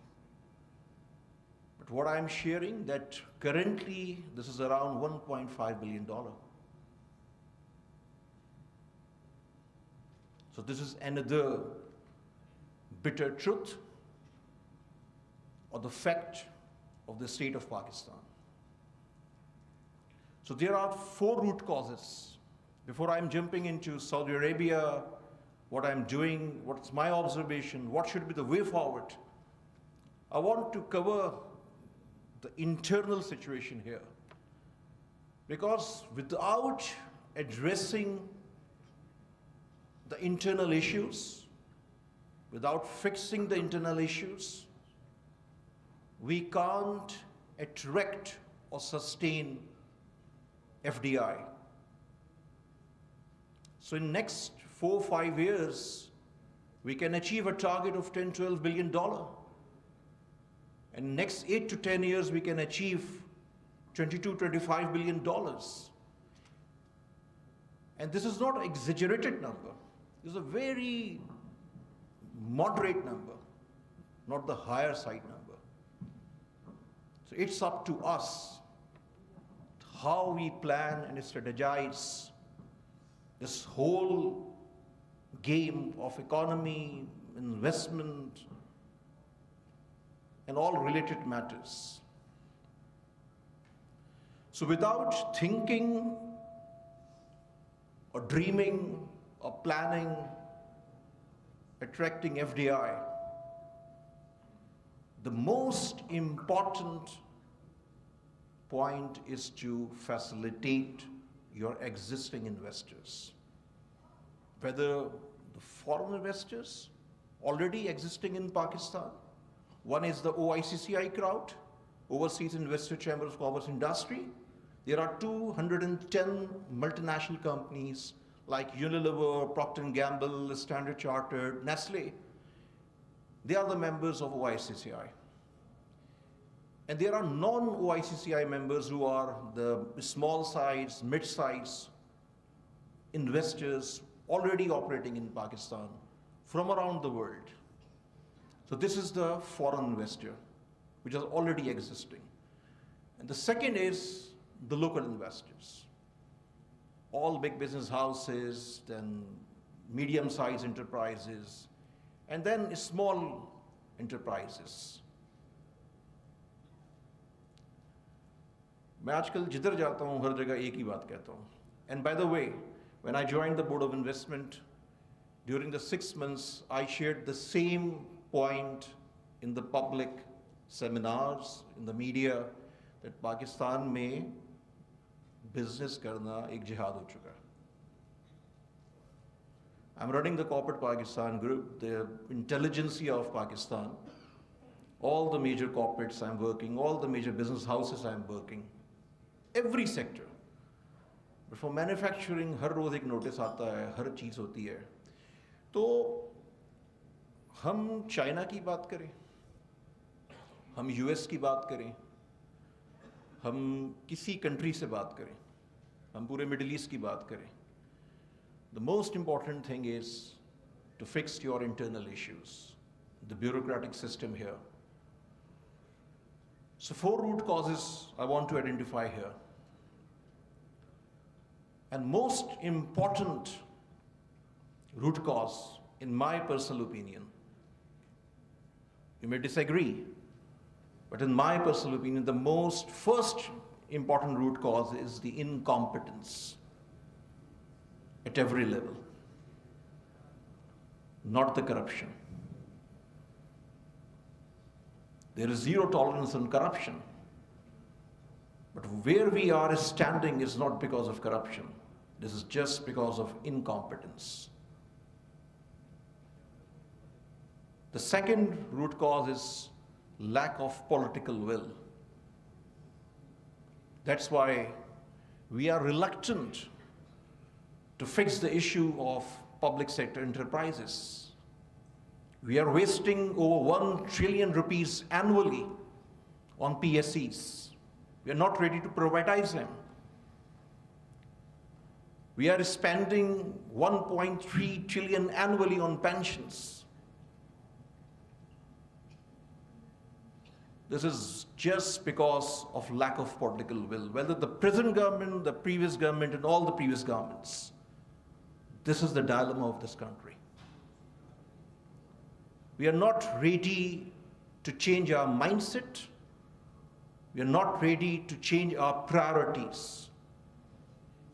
So lack of political will or the leader's individual will is the biggest hurdle for all these development works. There are talks,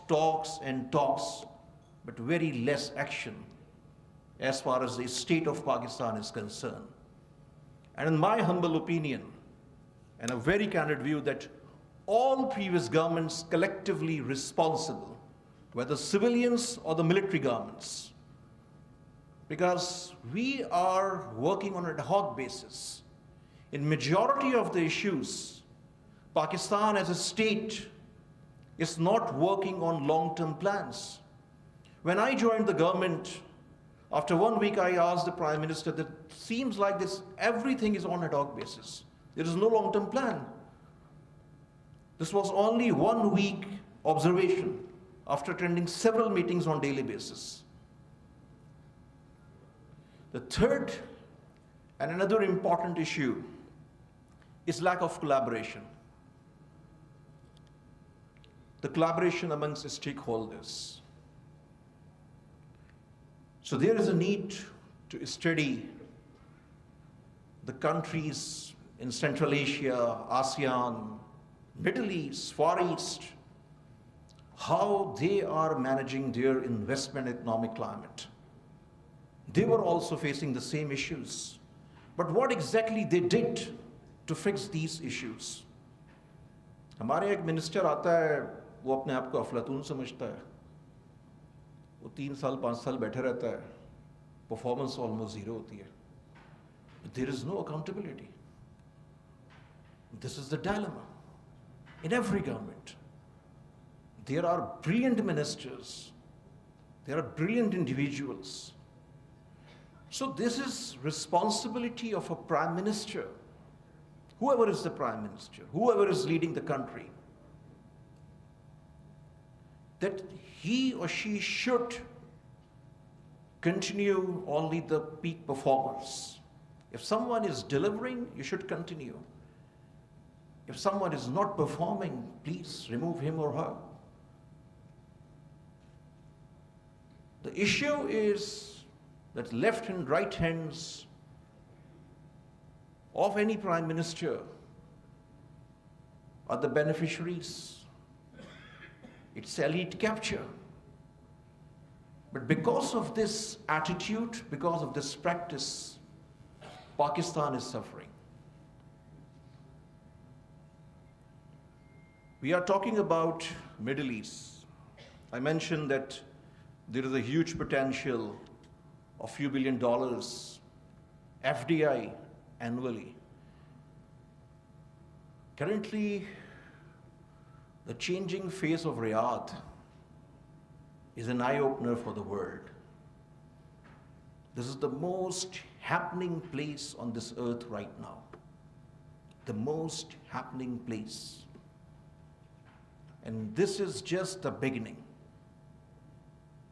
In last 6 years, what they did is outstanding, is an eye-opener. The world community is exploring Riyadh. Every country is exploring Riyadh. Every big investor is exploring Riyadh. On 29th of May, last month, they inaugurated the 4 special economic zones, and they hosted a big conference there. The world community was there. They decided to be the powerhouse of every sector of their economy. They decided not to be an oil country anymore. What happened in the women engagement empowerment in last 6 years is another classic story.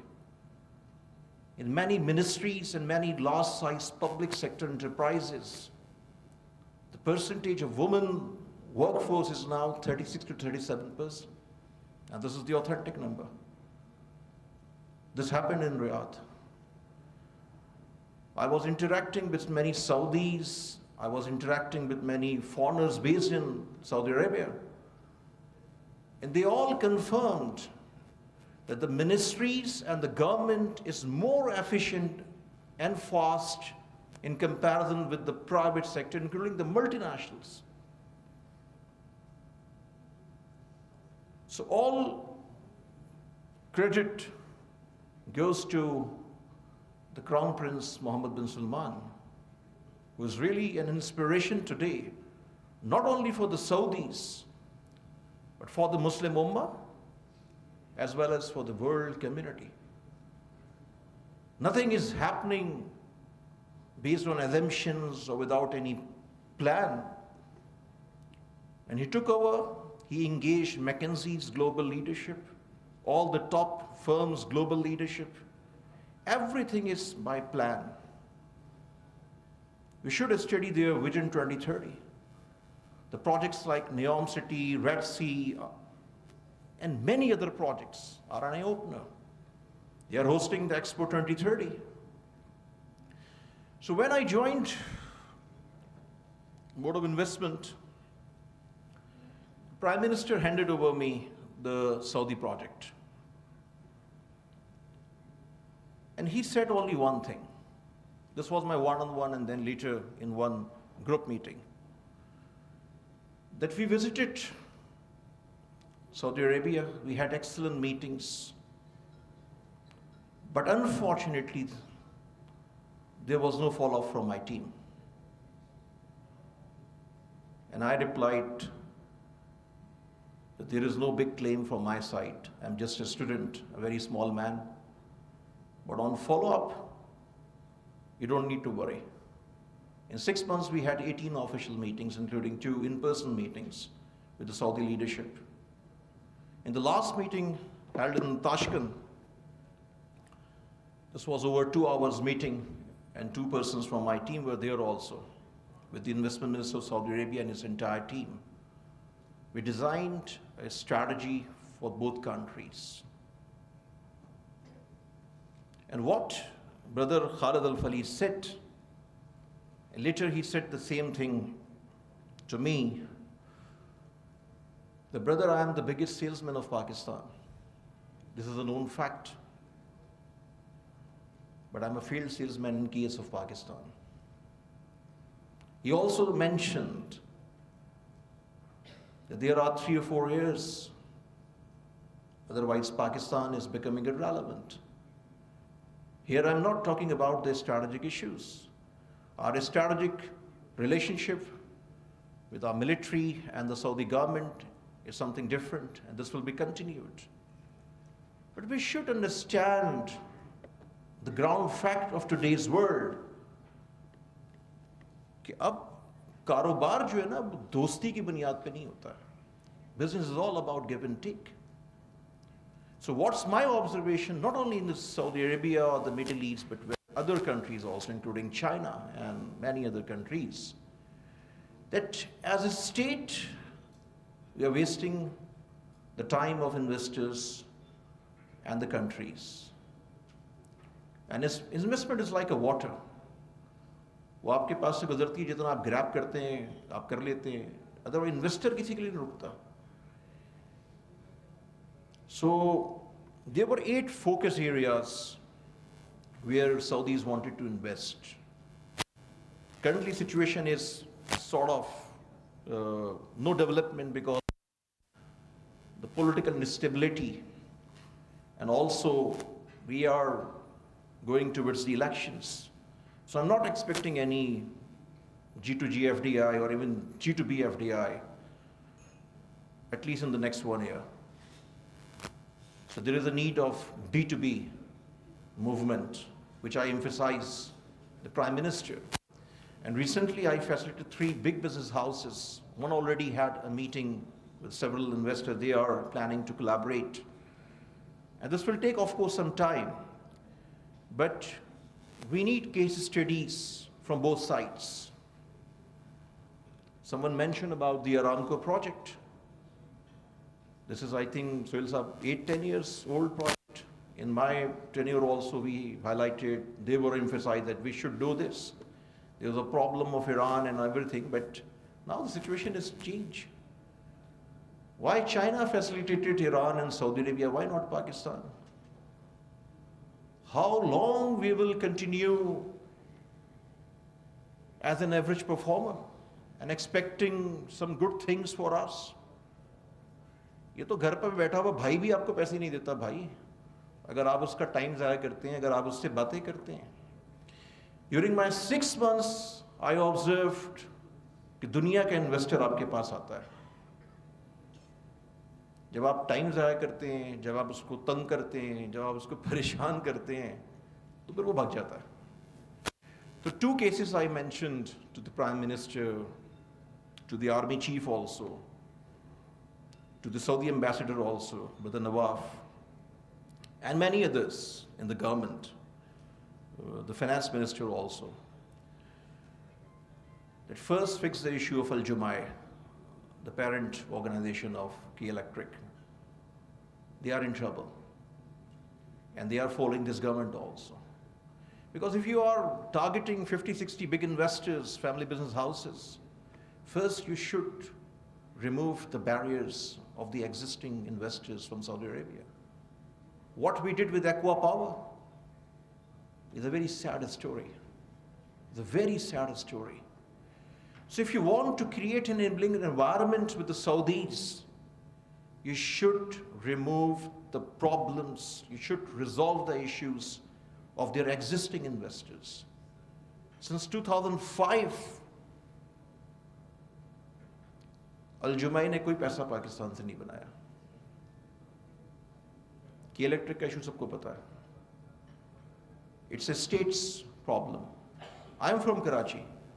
80% Karachi is load shedding exempted. Yes, there are issues, but this is a problem of the state to remove the hurdles, remove the barriers.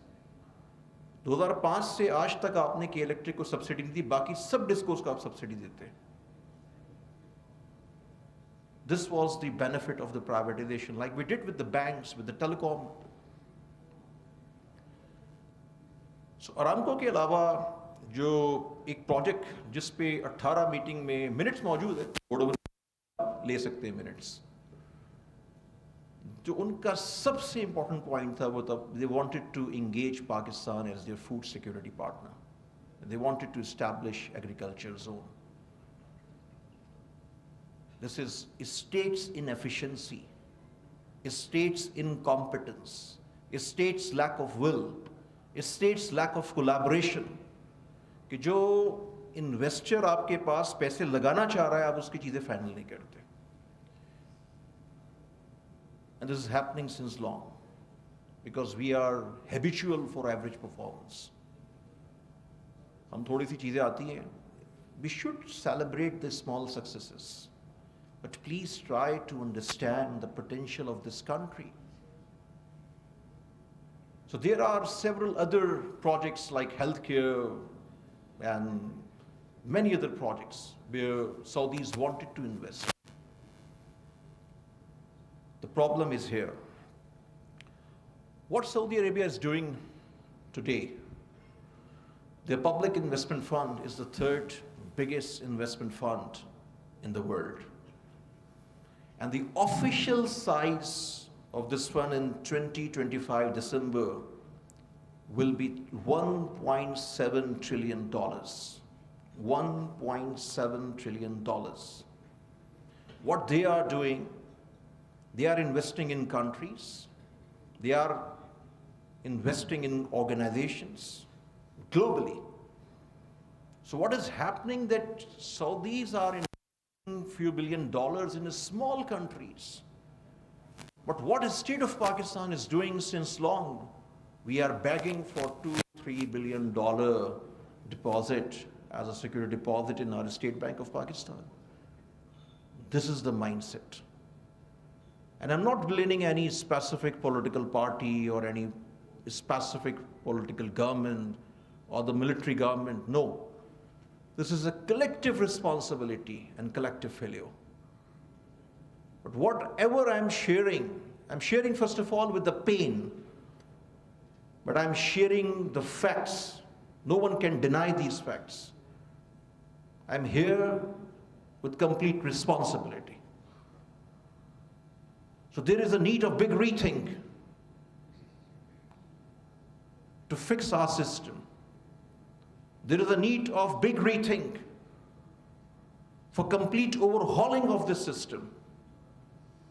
Of course, this is not possible overnight, but we should start with few important structural reforms. Meetings होती हैं, तस्वीरें खिंचती हैं, बयानात आते हैं, press conference होती है. ये ताहिर भाई बैठे, इनको बोलो होता कुछ नहीं है. ना मैं मजाक कर रहा हूँ, ना मैं कोई जोक कर रहा हूँ, ना मैं कोई चीज़ एग्जेजरेट कर रहा हूँ. मैं आपको ग्राउंड रियलिटी बता रहा हूँ. ये जो बैगिंग का माइंडसेट है ना, जब तक खत्म नहीं करेगी ये कौम, आपकी इज्जत नहीं होगी दुनिया में. तो in last meeting the minister set के दो स्पेसिफिक इन्वेस्टर्स की बात कर रहा हूँ, उनका नाम मैं नहीं लूँगा. उन्होंने कहा ये फर्दर इन्वेस्टमेंट्स के लिए इंडिया और काजाकिस्तान जा रहे हैं, क्योंकि आपके यहाँ तो मामला अभी सही नहीं होंगे. And they both were the angry players. So this is the status.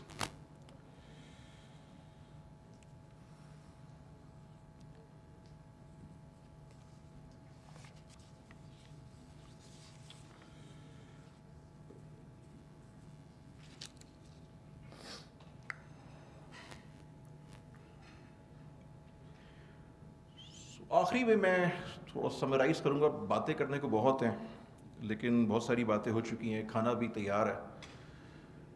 तो मैं ये कहूँगा कि पाकिस्तान के लिए बहुत अपॉर्चुनिटी है, और ये बात मैं बहुत जिम्मेदारी से कहूँगा कि Saudis are serious about Pakistan. When I joined the government, मुझे किसी ने कहा कि ट्रक की बत्ती के पीछे लगा देते हैं आपको, ऐसा कुछ भी नहीं है। There is a misperception, misleading narrative. And what I did in Board of Investment, and this should be done with other countries as well, that I engaged 4 Pakistani overseas from Middle East. One was the managing partner of SoftBank. What is SoftBank? They are approving investment projects of $1 to $1.5 billion every month. So there are 12 managing partners of SoftBank in Middle East. One of them is our brother, Pakistani. Last week he was here. We engaged one head of Ashmore, one of my friends from Kuwait, who is a private equity person working in Saudi Arabia, UAE, Qatar, everywhere. He is there since his childhood. A doer. And there were dozens of friends, but I picked only 4 who were the best, who were ready to provide their service on voluntary basis. I talked to the Prime Minister, and we were signing the NDA with them. And one was a lady based in Abu Dhabi now, who was part of the designing of investment strategy of Saudi Arabia. The most well-connected Pakistani woman in Saudi Arabia with the ruling families as well as the business houses. And I advised my team, who was the brilliant team, by the way, Sohail Saab is aware about all the team members, that this is not our work. We should engage the persons who are doing this work 24/7. This is their bread and butter. They know inside out everything, whether the government or the family business houses, how to do it. So we had meetings with all these 4 persons, and we designed a strategy accordingly. And within 6 months, things were moving. The problem is the continuation of the system. Last meeting held between both countries, both institutions, I checked the minutes. There were 7 countries, but I picked the Saudis number 1 because this was close to my heart. There were only 4 points. One was Aquapower, one was Al Jumaih, one was Aramco, and one more project. The Saudis are investing billions of dollars everywhere, but we restricted ourselves to only 4 points, where 3 were the conflict areas. So it's up to us as nation. We should sideline our political affiliations, political love, and everything. We should act as one nation. And the biggest hurdle I am seeing is the political polarization in this country. Without a united Pakistan, without a united nation, without unity in the nation, we can't achieve all these results. Look at India. लड़ते रहते हैं आपस में, हम ज़्यादा corruption है वहाँ पे। इंडिया से बाहर निकलते हैं ना, तो वो वन इंडिया हो जाते हैं, वो शाइनिंग इंडिया हो जाते हैं. This is the difference. We should study Uzbekistan, we should study Kazakhstan, we should study Azerbaijan. In last 5-6 years, how they are progressing. Investor आता है, उसकी hand holding करते हैं, उसको facilitate करते हैं, उसको जाने नहीं देते. And what is happening now that investors' flights are going here and there. So Middle East opportunity is big. And if we will attract, and we will resolve these issues and attract the FDI from Saudi Arabia, 4 or 5 projects, small, medium, big size, the UAE will be here automatically. Mark my words. We should work on UAE parallel, but there's a direct link also.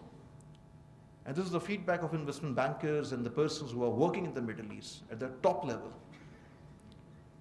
But before doing anything, the strategic things are different, but for investment, for economy, we should fix our house in order. And this is my concluding remark. And I want to pay my thanks to IPRI and VNews for inviting me here. I'm available for any question and answer. And thank you very much again. Pakistan Zindabad.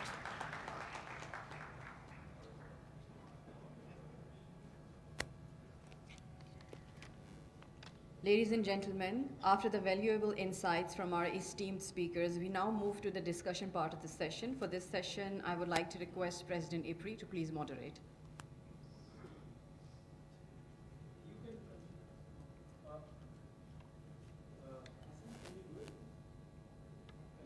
We will need a mic.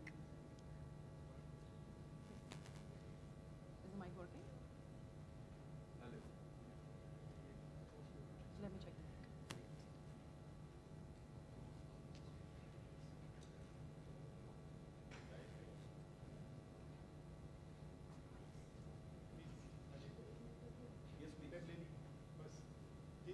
Third row.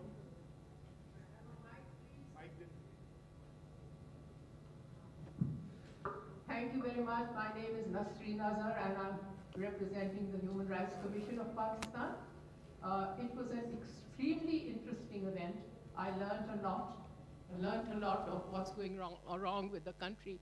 But since I represent human rights here, I would also like to ask if this regional get-together in the Middle East, which of course is a wonderful and a very, very good development for all of us in this region, is there going to be any change for and any justice for the Palestinians? That is what I would like to ask.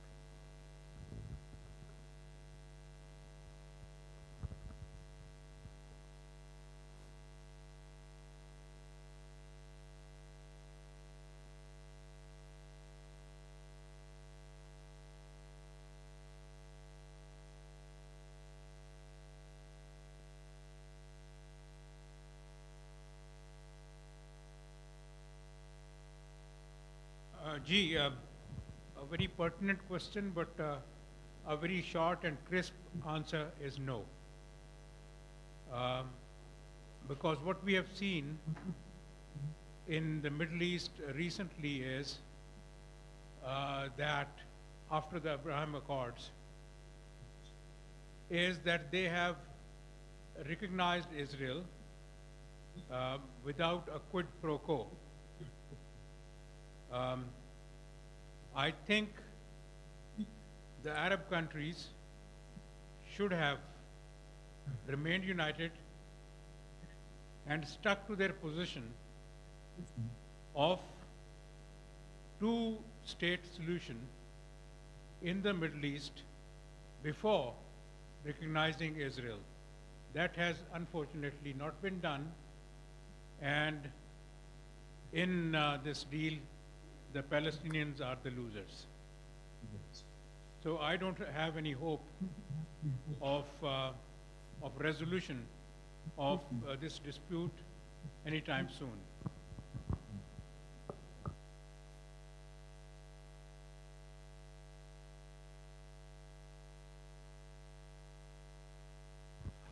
Thank you so much. This is Mateen Haider. I'm a TV host and a very humble analyst. I've hosted dozens of programs really with the foreign guests, and I also appear in many international TV talk shows and on papers and analysis. And the last speech made by Azhar Saab, extremely important points he highlighted. And I've heard all these speeches, but I would like to listen from these all worthy analysts and speakers that what is the solution. In the end, he said, the system needs to be revamped. Who will take this initiative? We will continue to hold such discussions, dialogues, these all things, but ultimately we are suffering. And everyone quotes India's example, then Qatar's example, and these all things. And I agree with this notion that we lack capacity. But being a board of investment chairman, that person is considered very, very powerful, very authoritative. Where is the issue? Why we are unable to attract this foreign investment?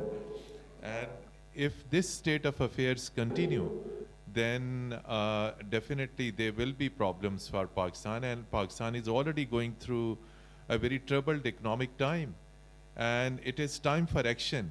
So please tell me who will take the initiative, who will take the lead. If there is political instability at the same time, there is rampant corruption. If a foreign investment delegation comes to Chief Minister Punjab or Chief Minister Sindh, or Chief Minister Balochistan or Chief Minister KP, all these 4 provinces have Board of Investment. Chief Ministers in the meetings publicly says that how much will be my share, kickbacks and commissions. So how to resolve these issues?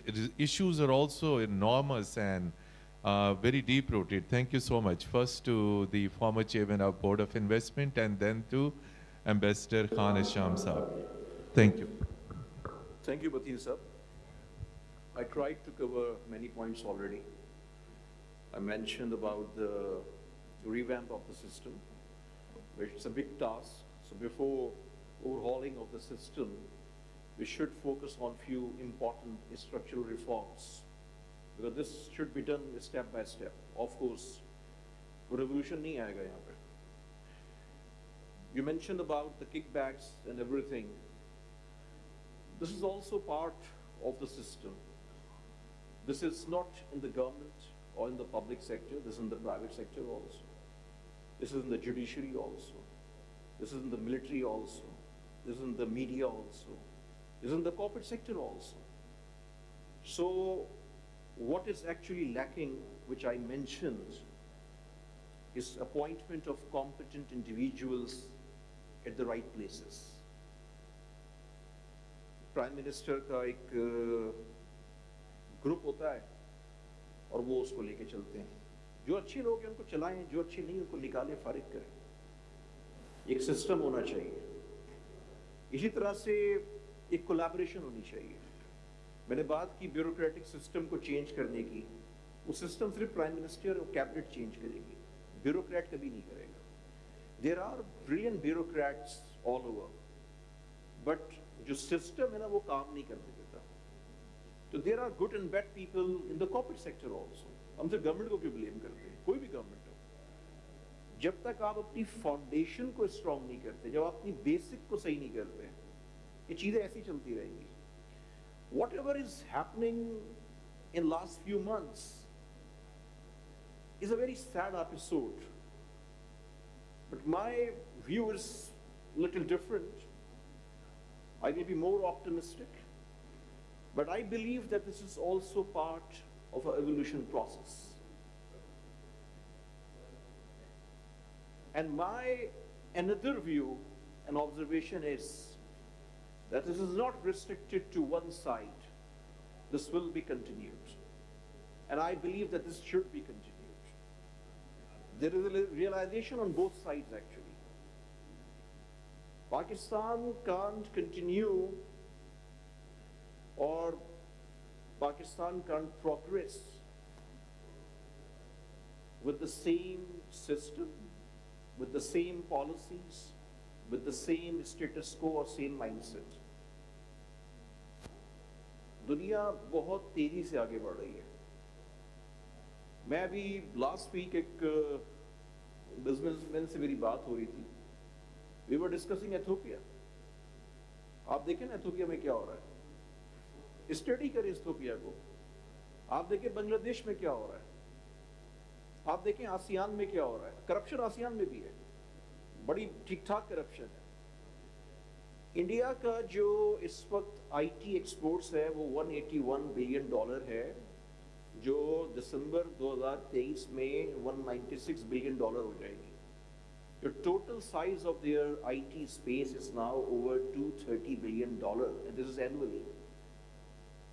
Look at the foreign direct investment inflow of India.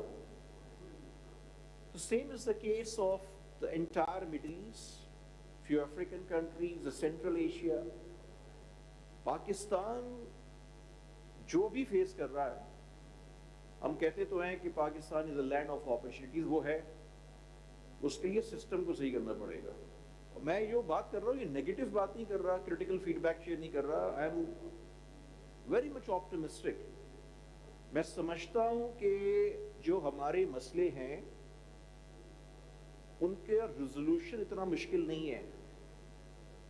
It's a matter of 2 to 4 years कि हम चीज़ों को direction पे लेकर आ सकते हैं। Next 5 to 6 years में हम थोड़ा सा आगे जा सकते हैं और आफ्टर 10 years हम फ्लाई करना शुरू कर सकते हैं।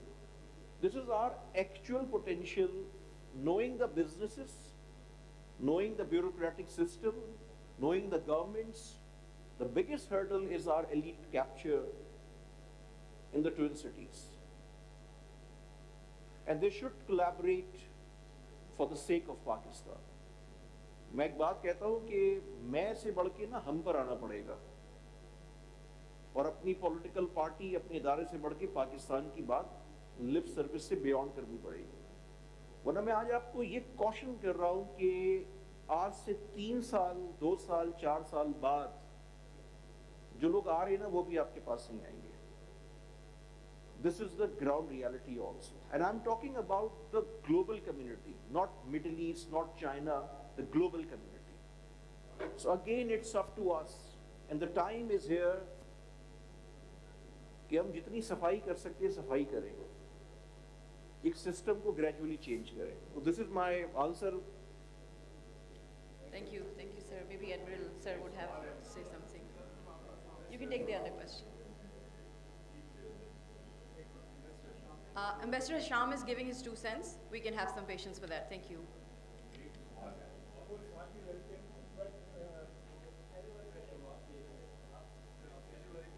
आप जवाब दें।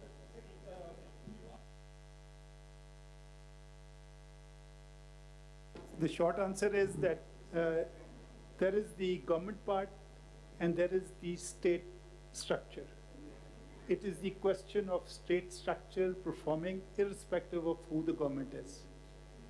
The lack of capacity which I highlighted and Aswad Sahab has also highlighted, the current mess is a direct reflection of our lack of competence coupled with poor intent and poor culture, whatever you may say. So unless you invest in the state governance structure, which remains the fundamental issue and not the corruption, I can debate with you, all countries in the world are corrupt to the core when it comes to their, some at strategic level. The biggest money launderers are in UK. So leave that debate aside. It is in human nature, unless if you leave it to the integrity of the humans and the system does not, they will be corrupt. They will fall for it. The systems have to be such that even if they're not integrable, they may not be allowed through the system checks. But back to the competent people. We were able to manage CPAC, Acha, Bura, Jitna, for those 3-4 years because of few individuals, which I won't name here. So if you put the right people, competent people at the right places, तो state का काम चलते रहना चाहिए ना। जो ministry ने काम करना है वो करते रहे, जो मिनिस्ट्री ऑफ मैरिटाइम अफेयर्स है उसका जो काम है वो करते, उसने टर्मिनल लगाना है तो लगा ले, irrespective of the prime minister. So that's the key issue. I suppose Ambassador Assiri has something to say to us. Yes, please. Thank you again for such a wonderful seminar. I just would like to add a few points to what my dear brother, Mr. Azfar, had said in regard to what hinders investors to come to Pakistan. Number one, I think Pakistan, and this is to all Pakistani politicians, political polarization must stop immediately. Because it really scares everybody. The way the vandalism of institutions, the violent demonstrations, people see it on television, and they inevitably would be reluctant to jump to the sea to come to Pakistan and invest.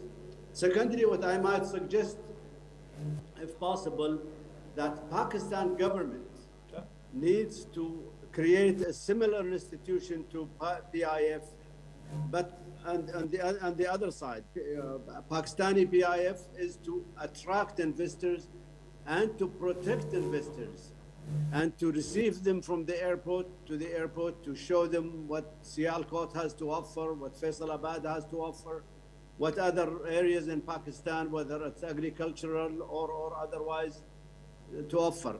Secondly, which was most important, is there must be a governing law that protects investors coming to Pakistan. I also would like to request that media should not instigate the situation in Pakistan. Actually, the contribution should be more of a patriotic contribution to stability in the country, not instigating the political polarization in Pakistan, which is definitely has gone too far, I believe so. And I think these are some of the also the misleading narratives about this and that. I think we should things have changed in the Middle East. Things are not the same. There are new leadership, new vision, new ambitions. We have a great, and we should be so proud of our relationship, Saudi Arabia and Pakistan. We go back to 1943, before even Pakistan had its independence. And if we look to what this relationship is all about, it's more of our strong belief, our history, our culture, our deen, and that's what keeping us so strong.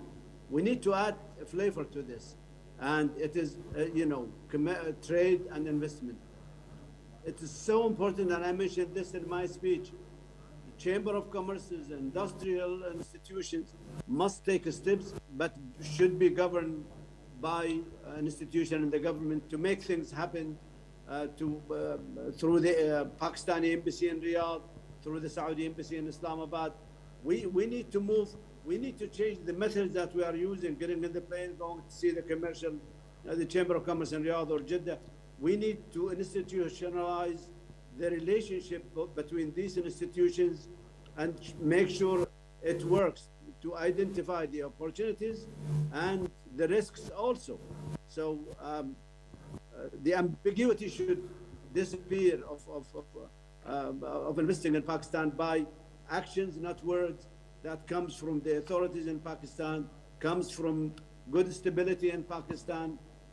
Wisdom should prevail to protect Pakistan. Let's stop this political polarization, please, for God's sake and for the sake of Pakistan. Thank you very much. Last question. Thank you. Yes, My gentleman. name is Asif Khan. I'm a political social activist. जो last speaker या अभी जो ambassador बात कर रहे थे, और आपने भी बड़ी मुल्क की ग्लूमी, पेसिमिस्टिक, डार्क सिनेरियो बनाया है. कोई इतना ख़तरनाक भी नहीं है. Things are improving. आप तो कह रहे हैं कि नहीं, नीचे जवाल की तरफ जा रहे हैं, लेकिन हाल में चीज़ें इम्प्रूव भी कर रही हैं. उसकी आपने निशानदेही नहीं की. ये president government, the ambassador also talked about polarisation. It's not a very serious issue. There is no mini insurgency going on in Pakistan like Arab awakening. No separatist movement is going on in Pakistan. Things are absolutely normal, except one party creating problem and few hundred people's creating problem, and that is not a serious issue. And आप chairman, आप भी part रहे हैं decision making का, आप भी रहे हैं. आपने जितनी निशानदेही की है, चीज़ें फॉल्ट्स है, तो आप जब पार्ट रहे हैं तो उस वक्त आपने की क्यों नहीं इसको आवाज़ उठाई और ये क्यों नहीं कहा कि ये खामियां हैं? उस वक्त आवाज़ उठानी चाहिए ना. Now you are out of that post and now you are saying that things are very bad. देखें, पेंशन का इशू तो अमेरिका में भी है. देखें, ये सारे जो इकोनॉमिक क्राइसिस है पूरी दुनिया से गुजरी है. बहुत बड़ी बड़ी पावर्स भी डिफ़ॉल्ट होने के करीब चली गई. जापान डिफ़ॉल्ट होने के करीब चला गया था. बहुत से मुल्क होने के चले गए थे. लेकिन ऐसा कोई मसला नहीं है. देखें, इस वक्त जो रूलिंग पार्टीज़ हैं, they are 15-16 different parties and all regional parties which were previously neglected, ignored. Now they are the part of the government. Their voice is being heard. I'm talking about the regional parties like Pakhtun movement. I'm talking about the regional parties of Balochistan and other. So they are part, and this is a good omen. This is a good sign. This is a positive sign. And you talked about pension. Pension is an issue in America also. You want to privatize every industry. Where will the hundreds of workers go? First talk how to accommodate them. They're in the steel mill, they're in the organization which are not performing. But what to do with them? That is also an issue. People will become jobless. People will become moneyless. So these are also issues. It's not such a dark picture as you have mentioned. Things are slightly improving in the right direction. And present government is trying their best to improve the economic conditions. And you can see it, the gasoline, the oil prices, and the dollar is going a little bit down also. So these are also positive things also. Thank you, sir. Thank you. That was more of a statement. I think we'll like to take a question now. Does anyone have a question specifically? Yes, please, the gentleman.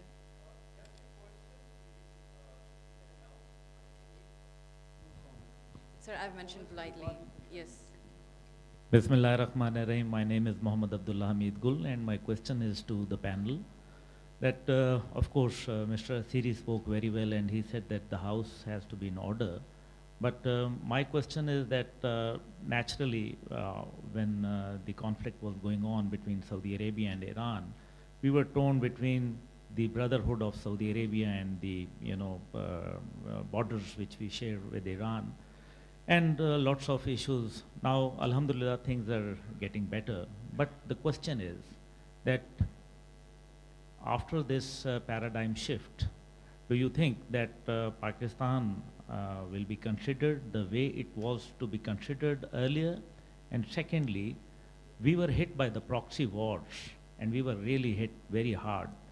And now is the time that we should also, the young generation, and especially my question to Ambassador Asiri, that will the youth of Pakistan will get equal opportunity, like for the same post which we see, that if there is an IT person who applies for the job in Saudi Arabia or in the Middle East, and if he is from United States of America, there is a very big difference of the salary package for the same post. So will you be able to gap this distance what we can see? And secondly, yes, we have to go towards Iranian side in order to get cheaper oil, gas, and electricity, which will help Pakistan, to produce at a lesser price. And then, of course, the barter trade is a very good, I would say, idea, and I hope it gets implemented. But the rule of law, unfortunately, Pakistan is facing that the political system has collapsed, but on the other side, the judicial system has collapsed. In the world where we see democracy is growing, it is not because of their political system, but because of their judicial system. But we are facing this, so I think the change of system is required in Pakistan. I would request the panel to, answer my question. Thank you, sir.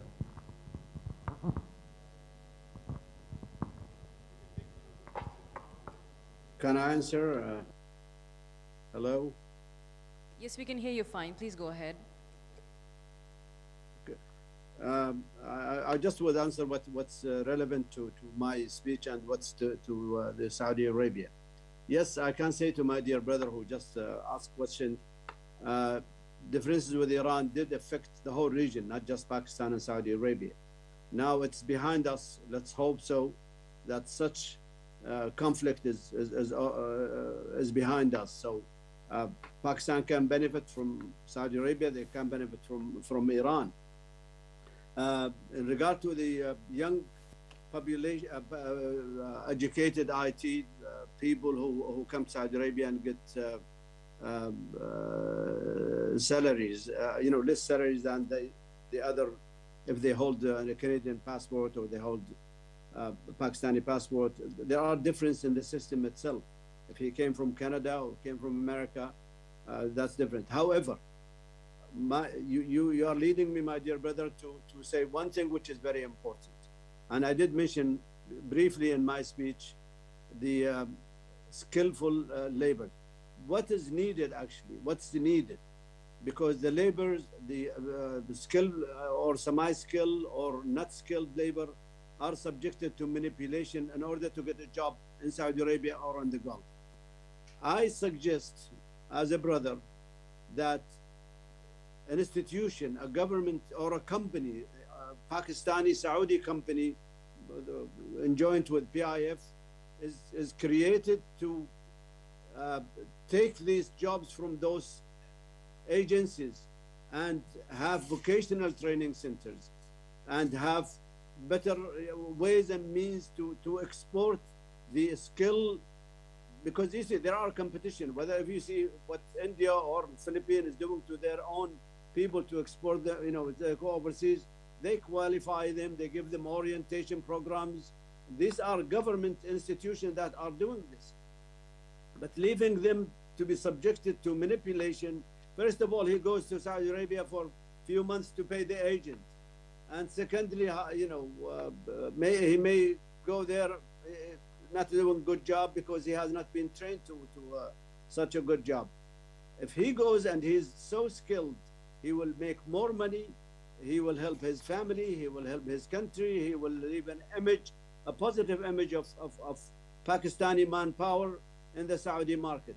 So definitely, things are much better, and there are new laws every day that would protect, and also, the embassies of those various countries, whether it's Pakistan or Philippines, they always have what they call labor attaché at the embassy, which provide legal advices to their citizenship.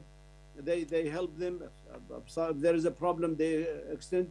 So it goes both ways. You need to work so well and protect the people from them being manipulated, and have vocational training centers, and then I'm sure you would see, people are making more money and enjoying living in Saudi Arabia because they have no problem, especially the Pakistanis. They are Muslims, they go to the mosque, they know the culture, they are very conservative people, so there will be no problem whatsoever socially. They are different to Filipino or other citizens who would come and they lack the knowledge of Islam or the culture or so forth. So this is my just a brief answer to my dear brother who raised that issue. Thank you. Thank you, Ambassador. I think we have room for just one more question. One final question, please.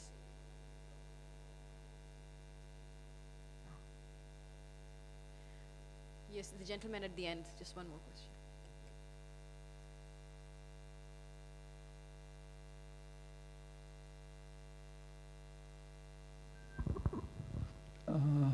Here, this is Dr. Shahid. I have a question from Asbar. Basically, we people have talked about the corruption, lack of transparency, accountability, and all those problems or hurdles in attracting foreign direct investment. So, being in the power corridor, did you people have something about the judicial activism in discouraging the foreign direct investment, as we have seen in the case of Requedic, IPPs, Pakistan Steel Mill, and other the privatization of other state-owned enterprises?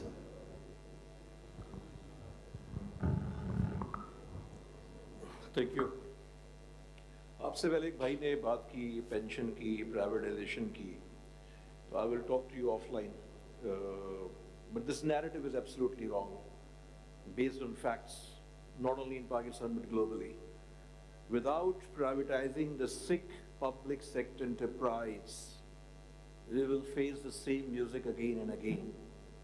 And the expenditures are rising again and again. And I shared the disclaimer in the beginning that I'm not representing any political party or any specific government. I'm purely talking about the state of Pakistan. So I'm not sharing the black picture here, but I'm sharing what the fact is all about. अगर हम उनको ignore करना चाहते हैं, हम खुशफहमी में रहना चाहते हैं, तो ये हमारी चॉइस है, ऐसे ही चल रहा है, ऐसे ही चलता रहेगा, बट कुछ साल बाद कुछ भी नहीं चलेगा। ये समझ में आएगी हमारे बहुत सारे एजुकेटेड क्लास को जब पानी सर से ऊपर गुजर चुका होगा। बहुत सी बातें मैंने की, बहुत सी बातें मैंने नहीं की, मुझे नहीं करनी चाहिए थी. But the ground reality is different, and same time I'm sharing कि बहुत ज़बरदस्त अपॉर्चुनिटी है, जो मसले हैं वो इतने बड़े नहीं हैं. और मैंने ये बात नहीं की कि लास्ट 3 साल अच्छे थे और ये 1 साल बुरा है या पिछले 10 साल बुरे थे. मैं कई दफ़ा मैंने ये बात कही कि लास्ट फ्यू डेकेड्स में यही होता रहा है और अभी भी किबला काबा सही नहीं हुआ है.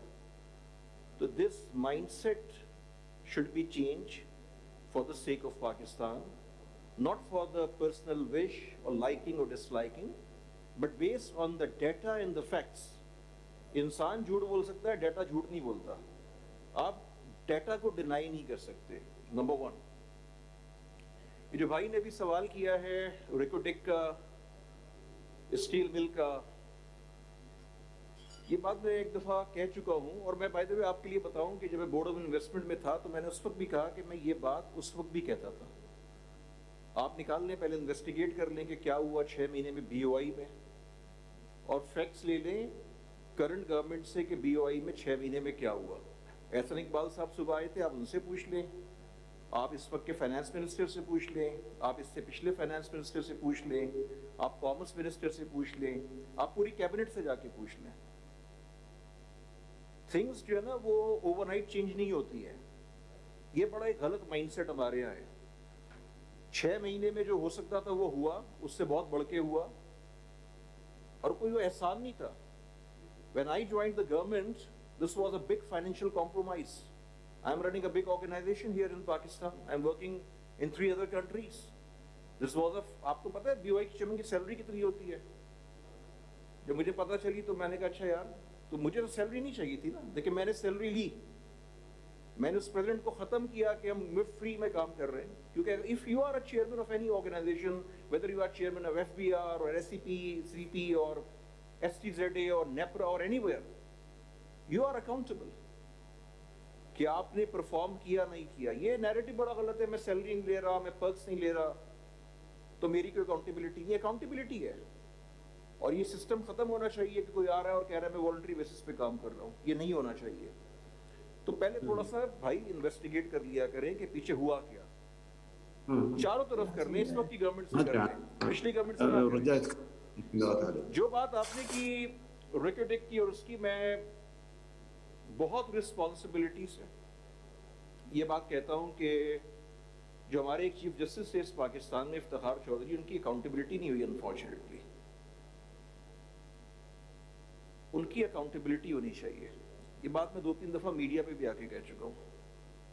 जो नुकसान इफ्तिखार चौधरी ने इस मुल्क को पहुँचाया, रिकोटेक और स्टील मिल और बहुत सारे इश्यूज़ पे, मैं पॉलिटिकल इश्यूज़ की बात नहीं कर रहा, मैं तो आपसे प्योर बात कर रहा हूँ जो इन्वेस्टर्स के इश्यूज़ थे. कोई अकाउंटेबिलिटी नहीं हुई. What Saqib Nisar did in few cases, he should be accountable, he should be punished. And I'm saying from this forum, क्यों अकाउंटेबिलिटी आप नहीं करते हैं लोगों की? ये सिस्टम आपने डिरेल कर दिया है इस मुल्क का कि ये मेरे दोस्त है तो मैं इनको बचा लूं, वो मेरे लाइकिंग के नहीं है तो मैं उनको. इन 2 चीफ जस्टिस साहिबान ने इस मुल्क को बिजनेस, इन्वेस्टमेंट, इकोनॉमी के पॉइंट ऑफ व्यू से नाकाबिले तलाफी नुकसान पहुंचाया. They both should be accountable. And this is not first time I'm saying this. I said this multiple times on the electronic national media also. So we should understand what is better for Pakistan. मैं ये बातें क्यों कर रहा हूँ? मुझे नहीं करनी चाहिए बातें. मेरे तो इस गवर्नमेंट में भी दोस्त हैं, पिछली गवर्नमेंट में दोस्त हैं, मिलिट्री में भी दोस्त हैं. तो मुझे खामोश बैठना चाहिए, मुझे अपना मफाद देखना चाहिए. बट अब वो वक्त आ गया है कि वाकई पेन होता है. और पेन पता है क्यों होता है? जब आपको एग्जैक्टली पता होता है कि चीज़ें किस तरह चल रही हैं और चीज़ें किस तरह चलनी चाहिए, फैक्ट्स क्या हैं, अंदर हो क्या रहा है. ये कब तक हम आंख मचोली खेलते रहेंगे? तो मैं समटाइम कुछ बातें होती हैं जो हार्ड होती हैं, लेकिन वो फैक्ट्स होते हैं. अगर मैं ना बोलूँ तो वो मेरी डिसऑनेस्टी है. मैं जब गवर्नमेंट गया था तो PML नून के लोगों ने और कुछ पीपल्स पार्टी के लोगों ने मेरे ऑनर में डिनर किया था. ये आपको पता है? कुछ तो किया होगा ना भाई। लास्ट वीक मैंने कॉन्फ्रेंस किया, उसमें दोनों गवर्नमेंट के लोग थे, पीटीआई के लोग भी थे। वैसे तो सब उसमें गायब हुए थे, लेकिन जो थे उनको मैं बुलाया मैंने। हमें स्टेट की बात करनी है, ये पॉलिटिकल एफिलिएशंस, पॉलिटिकल पोलराइजेशन से बाहर निकलना है। और ये छोटी नहीं है, ये बहुत बड़ी हो रही है, ये बहुत तेजी से एक्सपेंड कर रही है। ये जो एक नेशनल माइंडसेट है ना, जो मीडिया में 24 घंटे एक तमाशा चलता है लड़ाई झगड़े का, उसने पूरा नैरेटिव खत्म कर दिया। नेशन बिल्डिंग इस तरह से नहीं होती है। मैं उज़्बेकिस्तान में था, एक फैमिली वहाँ पे है, बिजनेस फैमिली है। मैंने उनसे पूछा कि जो इस वक्त प्रेसिडेंट है, he is amazing president, I had an opportunity to meet him several times. तो मैंने कहा कि इनकी ऑपोजिशन कितनी है, तो उन्होंने कहा बहुत से लोग अपोज करते हैं, बट नेशनल इश्यूज पे पूरी कौम एक हुई है, आप जाके देख लें। Because I was inspired with their unity, with their collaboration. हमारे यहाँ हम आपस में लड़ झगड़ रहे हैं, हमें कोई एक्सटर्नल थ्रेट नहीं है। बेसिकली हमारे सारे मसले इंटरनल है। इंटरनल इश्यूज को फिक्स करेंगे ना, तो पाकिस्तान ग्रेजुअली, ओवरनाइट नहीं कभी नहीं होगा, ग्रेजुअली स्टेप बाय स्टेप एक राइट डायरेक्शन में चलना शुरू होगा। बट हमें ना एक डायरेक्शन बनानी पड़ेगी। ये नहीं कि आज हम इधर चले जाएं, कल हम उधर चले जाएं। मुल्क इस तरह नहीं चलते।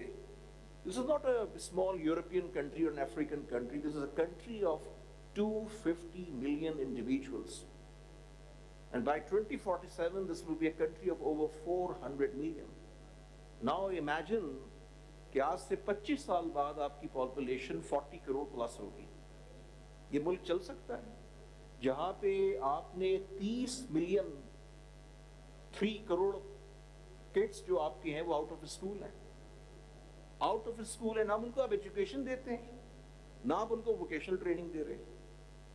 ये एसेट नहीं बनेंगे, ये एटम बॉम्ब से ज्यादा खतरनाक होंगे। तो it's up to us, and us में मौजूदा गवर्नमेंट नहीं है, अस में स्टेट ऑफ पाकिस्तान है, मैं और आप हैं, गवर्नमेंट है, मिलिट्री है, ब्यूरोक्रेसी है, सब है। कि अगर आज हम ये सोचते हैं कि इनको तालीम दिए बगैर, इनको वोकेशनल ट्रेनिंग दिए बगैर हम मसला सही कर लेंगे, नहीं होगा। ये डायनामाइट है, ये फट जाएगा ये। तो इनको हमने, ये यूथ बल्ज है जो आउट ऑफ स्कूल किड्स है, इनको हमने एसेट में कन्वर्ट करना है। तो हमें ह्यूमन डेवलपमेंट पे काम करना होगा। कितनी इन्वेस्टमेंट हुई है आपकी ह्यूमन डेवलपमेंट में? आप जरा चेक करें लास्ट 15 साल 20 साल, year by year.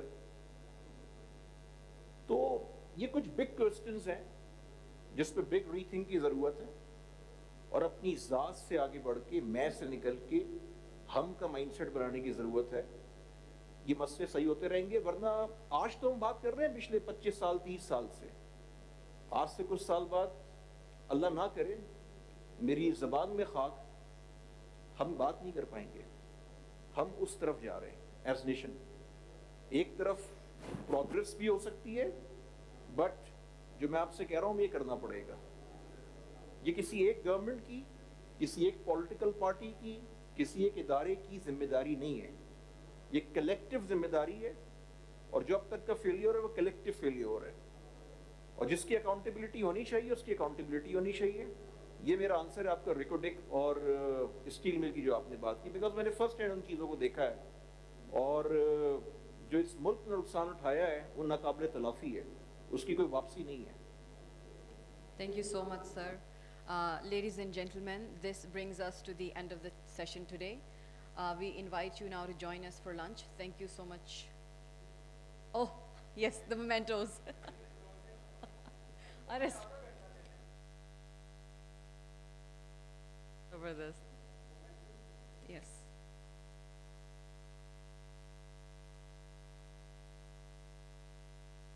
The President IPRI will first present the mementos to our worthy speakers. ठीक है सर। अच्छा sorry sir. Okay.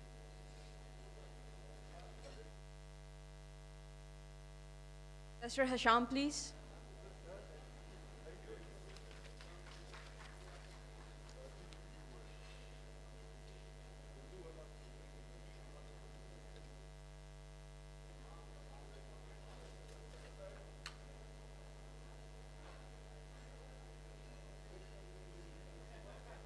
Professor Javed Hafiz. May I request Mr. Ammar Masood to please come on stage and collect his memento. He's right here.